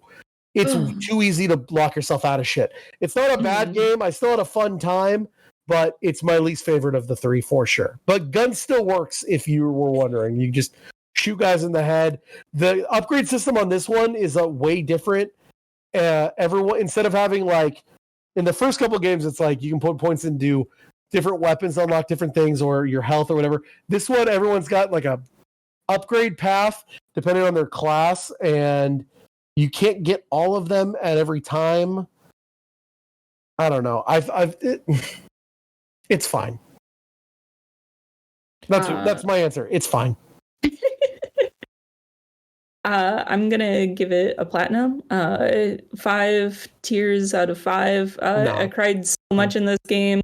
Oh my god, there's so many like good, like 5 out of 5 when you just said that you can lock yourself out of the game and have to start all over from the beginning. But that's the thing is, well, I didn't have to, because here's the thing is, I was saving like crazy go nuts because I knew that you could lock yourself out of stuff. So I really only went back like I think I wasted maybe like 4 hours or something like that. Yeah, it wasn't like a full. It wasn't devastating, but it was. I remember you playing through, because that was something you had caught wind of pretty quick. Was like, oh hey, you might fuck yourself completely if you don't do this, and you were kind of like following guides like to make sure you didn't mess that up. And then there was that one point where you're like, fuck, I think this is where it fucked up, and then it was like, yeah, confirm, and it's like, all right, roll back a couple hours and try. Yeah, it wasn't like terrible. I did have to watch spoilers. Morden died twice though, and cried both times. But yeah, I think the DLC again for this game is like super excellent. The Citadel DLC is super fun. Of just getting to, basically it ends with holding a fucking house party with all of your friends. Yeah, that you've been playing now for 3 games. It's like, it's fun. Well, like the Leviathan DLC is also like the Leviathan crazy. DLC is so fucking wild to me that's DLC, because without that, like, I couldn't imagine playing. There's this DLC called Leviathan where you find out about all that shit about the Reapers being, from 50, 100, way back, and that's where you find out that they're doing this to keep humanity alive, or not humanity alive, but just life alive. So it's it doesn't get wiped out just by robots, because the Leviathans turn themselves into the Reapers, basically. The idea of playing that game without that and not knowing that is nuts to me. Yeah. Imagine playing that game originally without the Leviathan DLC, because you couldn't just go back and play it. You'd have to play the game from the beginning, so you'd be playing it again just for that story piece. And it's just like that's the biggest fucking most important lore thing that happens in Mass Effect 3 is DLC that came out after the game came out. Yeah, a lot of the DLC in all, or the games that it's just 2 and 3 that had DLC, I think, right? One had DLC, it had Bring Down the Sky, but that was just that was just a mission on a planet where it's like there's an asteroid coming, make sure you don't kill us. Yeah, but like the majority of the DLC game, I was flabbergasted that was DLC. I was like, this seems pretty like integral, and it like works itself well into like earlier story. Like I was surprised every time that I was like, this is DLC, what? Like, it's crazy to me. But yeah, I super enjoyed the third one also. So yeah, definitely a platinum for me on that one. Chris, I didn't play it. What? Yeah, I didn't play Mass Effect 3. You were supposed to play it before we did this podcast. Yeah, but I like sat there in the room the whole time with Soup while she played it, and I didn't feel like it was going to warrant me wanting to like play a whole fucking playthrough of it. So that's the point of this podcast. Yeah, but I got everything out of the story that like plus half of my crew is dead, so I was gonna mess up everything, and I was just like so overwhelmed by it. I was just like, it's been 20 years at this point. I can't play that game anymore. Well, you got to watch my perfect. Yeah, I got to watch yours all the way through, like all from Mass Effect. You get to see all those stories that you would have missed out on. Yeah, and I will say that I'm really glad that I didn't waste my time with it, but I am at least thankful that I did finally get to see it like conclude, right? That makes sense? Yeah. It's like with 30 Rock. It's like I haven't finished that show yet. God. I only have one more episode to watch.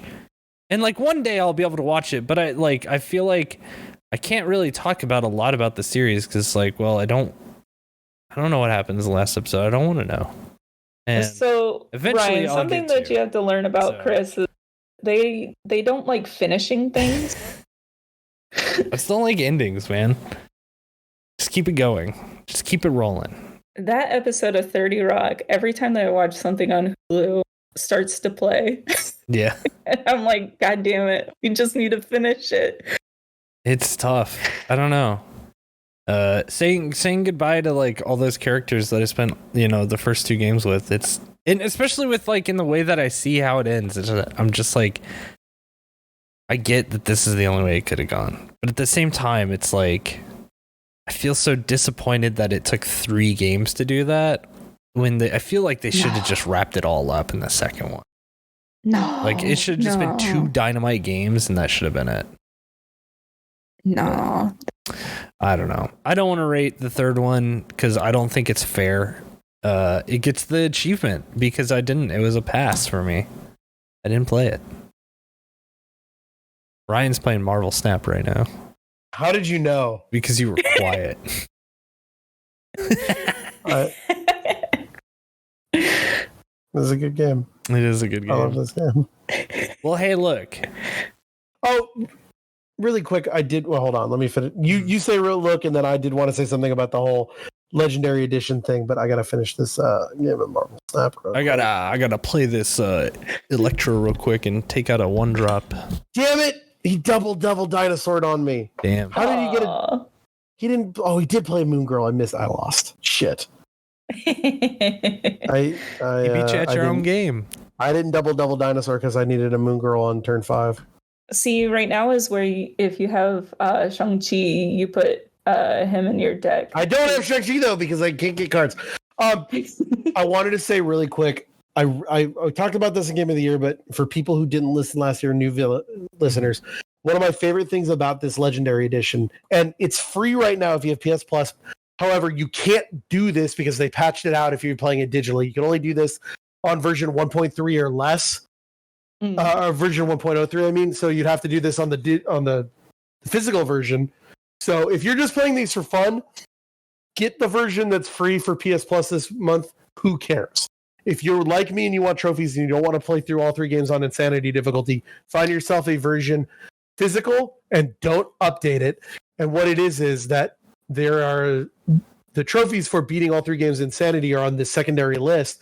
Well, what you can do is that you make a save right before either. You can do this with both romance and final battle, so you can do these all in one and make sure they're done. That way, if you accidentally fuck up a romance in 2 or 3, you don't have to worry about it. Romance someone to the point of getting the sex scene, or get to the final battle with Garrus. Right before the final battle or this, you make a save.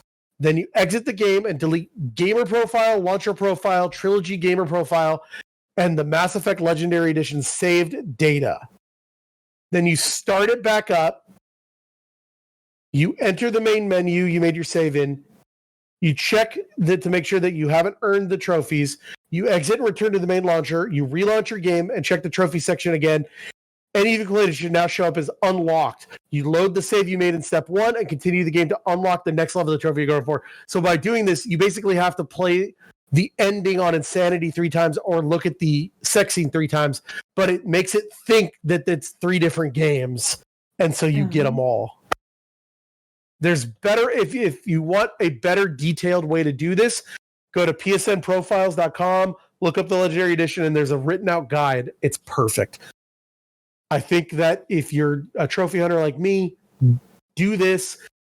If you want to play through them all Insanity, you can. I'm going to make them about 1 billion times harder, and I don't know if you want to do that to yourself.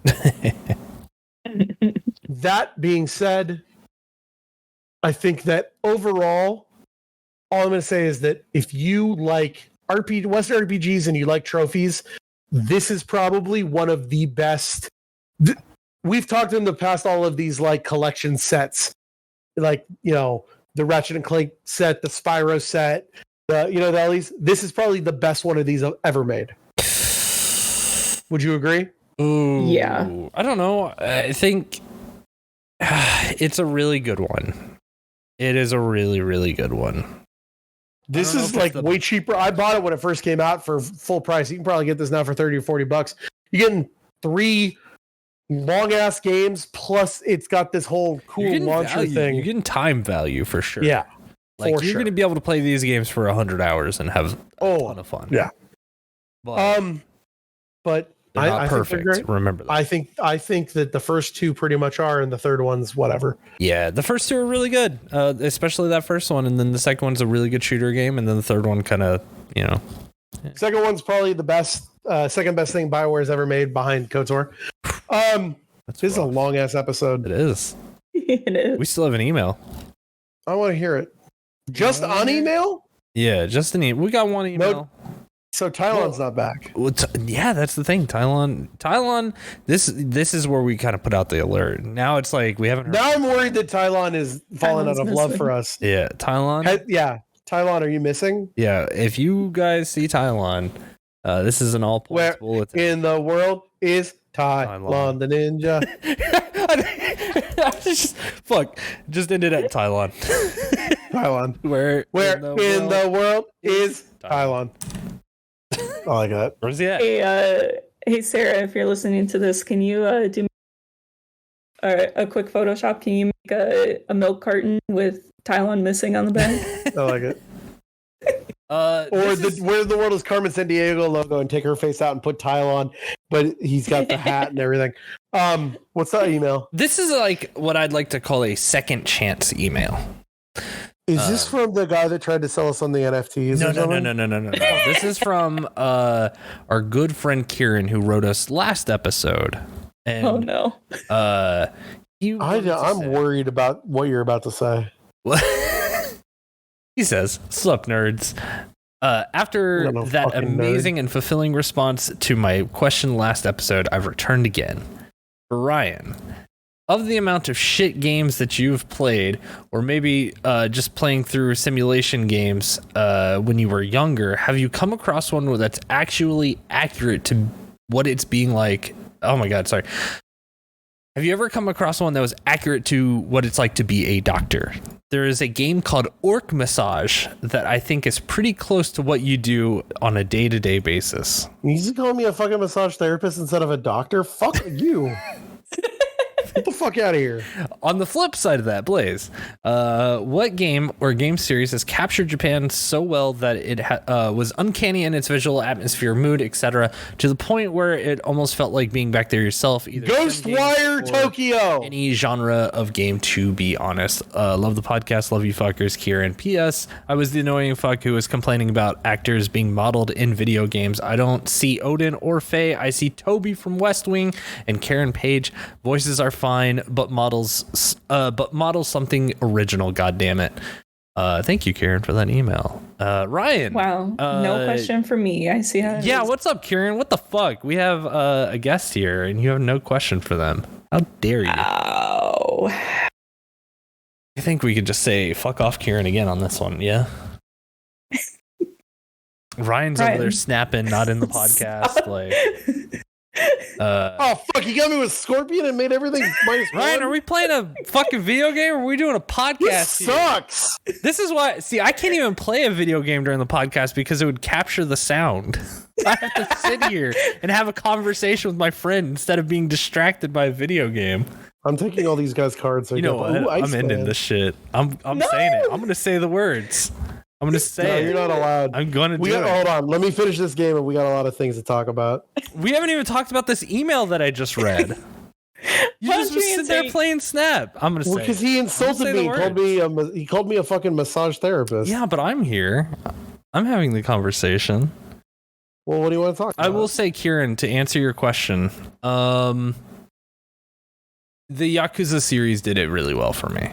What about Ghostwire Tokyo? Yakuza 7 felt like I was wandering around Yokohama again whenever I was there. I was there for a regional, I flew to Tokyo from Fukuoka by myself for the weekend for that one tournament, and just wandered around Yokohama, see some new parts of Tokyo that I'd never seen, and playing Yakuza Like a Dragon really brought that back to me. Other than that, I'd say like Shenmue captures the smaller towns really, really well. And I know there are some people that are going to laugh at me saying Shenmue, but no, it's like Shenmue does a really good job capturing that Inaka. Yeah, that Inaka, that very what Japan is to me, because to me it's I think a lot of people go to Japan thinking oh, I can't wait to go to Tokyo and Osaka, and it's yeah, those places rule, but that isn't Japan. That is the image of Japan that you've built up in your head, what you think. And I want to match a Marvel Snap. I'm so proud of you. Okay, thank you. But Japan itself is the country outside of just anime and Tokyo itself. It's these smaller towns that have their own culture and their own taste and their own look and their own feel and their vibe.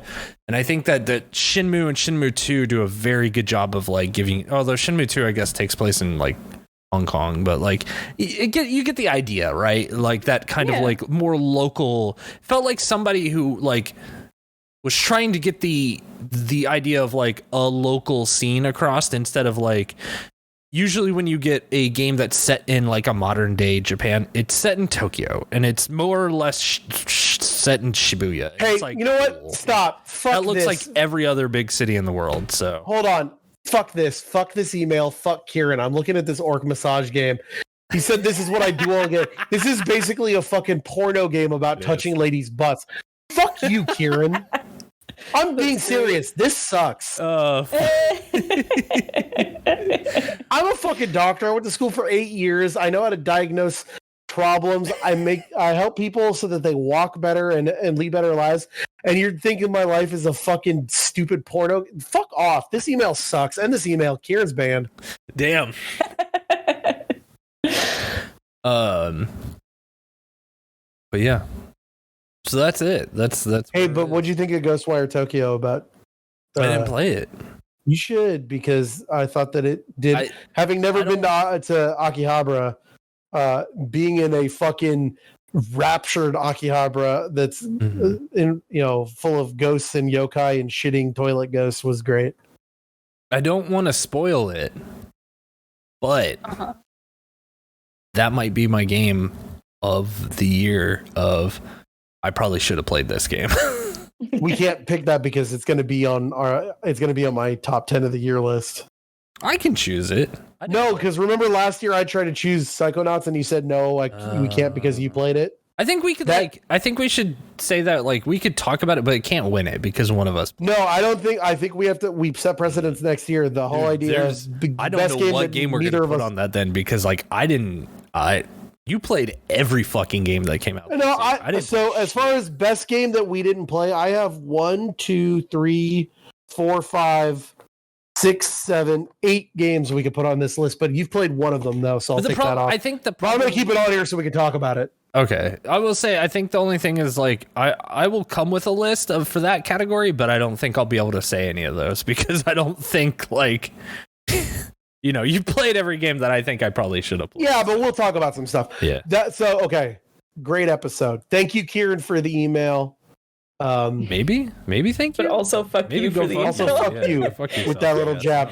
I know what Kieran's doing. Kieran's trying to be cheeky. Kieran's a good friend. It's all jokes and it's all great. 1 week from today, get ready. It's going to be me. It's going to be Chris, and it's going to be how many categories? 10 hours of podcasting. Right now, we've got 6, 7, 8, 9, 10, 11, 12, 13, 14, 15, 16, 17, 18, 19, 20, 21, 22, 23, 24, 25, 26, 27, 28, 29, 30, 31, 32, 33, 34, 35, 36, 37, 38, 39, 40, 41, 42, 43, 44, 45 categories. Oh my god, it is going to be 10 hours. It's going to be 6 hours of fucking podcast. Some of them are going to be quick. It's going to be super fun. We're going to be talking about the whole year. We're going to be yelling at each other. We're going to play Marvel Snap in the middle of it and make the episode 6 years long. We're not going to play Marvel Snap in the middle of it. I'm going to be respectful and professional. I'm going to play some 14. I'm going to do a couple raids in the middle of it. And Final Fantasy Origin Stranger Paradise won't make it higher than 8th on our top 10 list. Hey, 8 is pretty good. I don't know. I think it's going to make the top 5. Oh, no, it won't because I'm in control. So, that's been an episode. Thank you, Cecily, for being on the episode. Is there anything at the end you want to plug again, even though you had plugs at the beginning? Oh, yeah. I sometimes do artwork and stuff. Haven't done it as much lately, but yeah, if you want to see that, I have that posted on my Twitter and my Instagram. Sorry, I'm getting real sleepy now. And 1 o'clock in the morning. Yeah, but the biggest thing I probably do, besides just support my spouse and partner there on the internet, is I do a D stream. We do every Wednesday. I play every other Wednesday. And yeah, all of our episodes are up online. I think we're pretty great, and I have a lot of fun doing it. So if you want to throw some support behind that, I'd really appreciate it.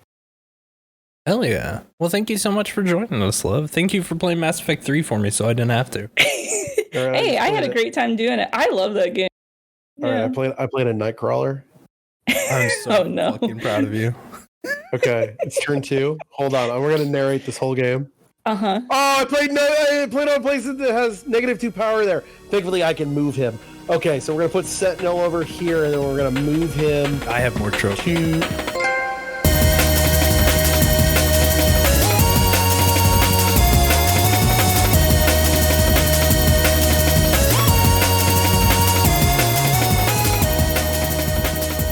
You can't say it. It doesn't end like that. It doesn't end until I say it because you don't have them.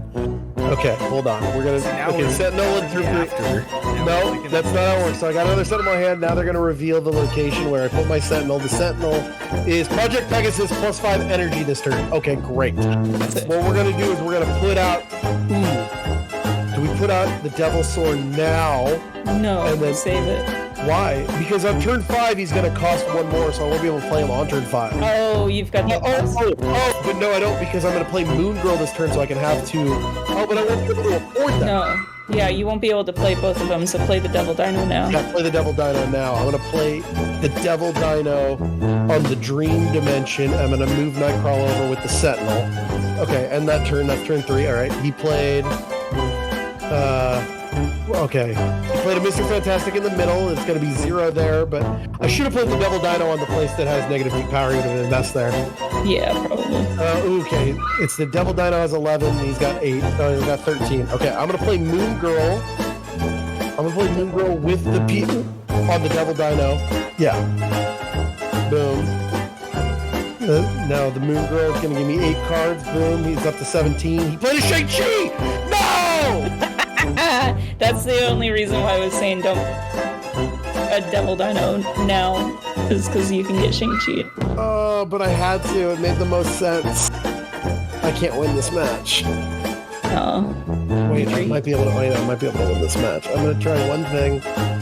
I would just try and spread my damage or my power out as much as possible. I'm going to put a white queen in the middle so we can draw his best card. Maybe we'll get another Devil Dino.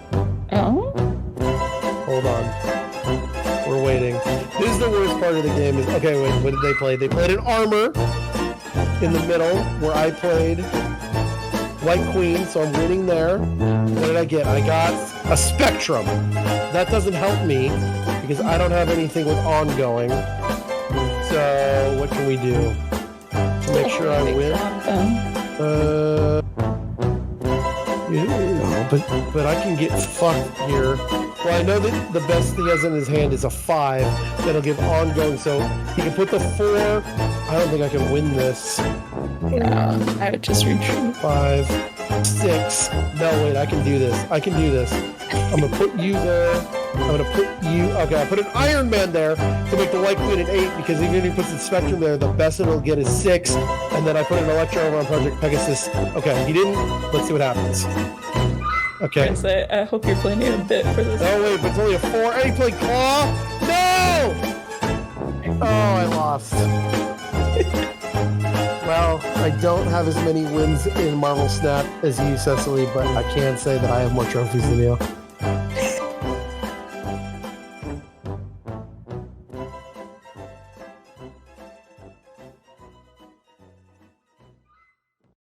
Hey, thank you so much for listening to our podcast. If you'd like to send us questions, gaming memories, comments, or if you just want to know when the next episode is going to drop, then you can follow us on Twitter at moretrophiespod. That's MORETROPHIESPOD. That's More Trophies Pod.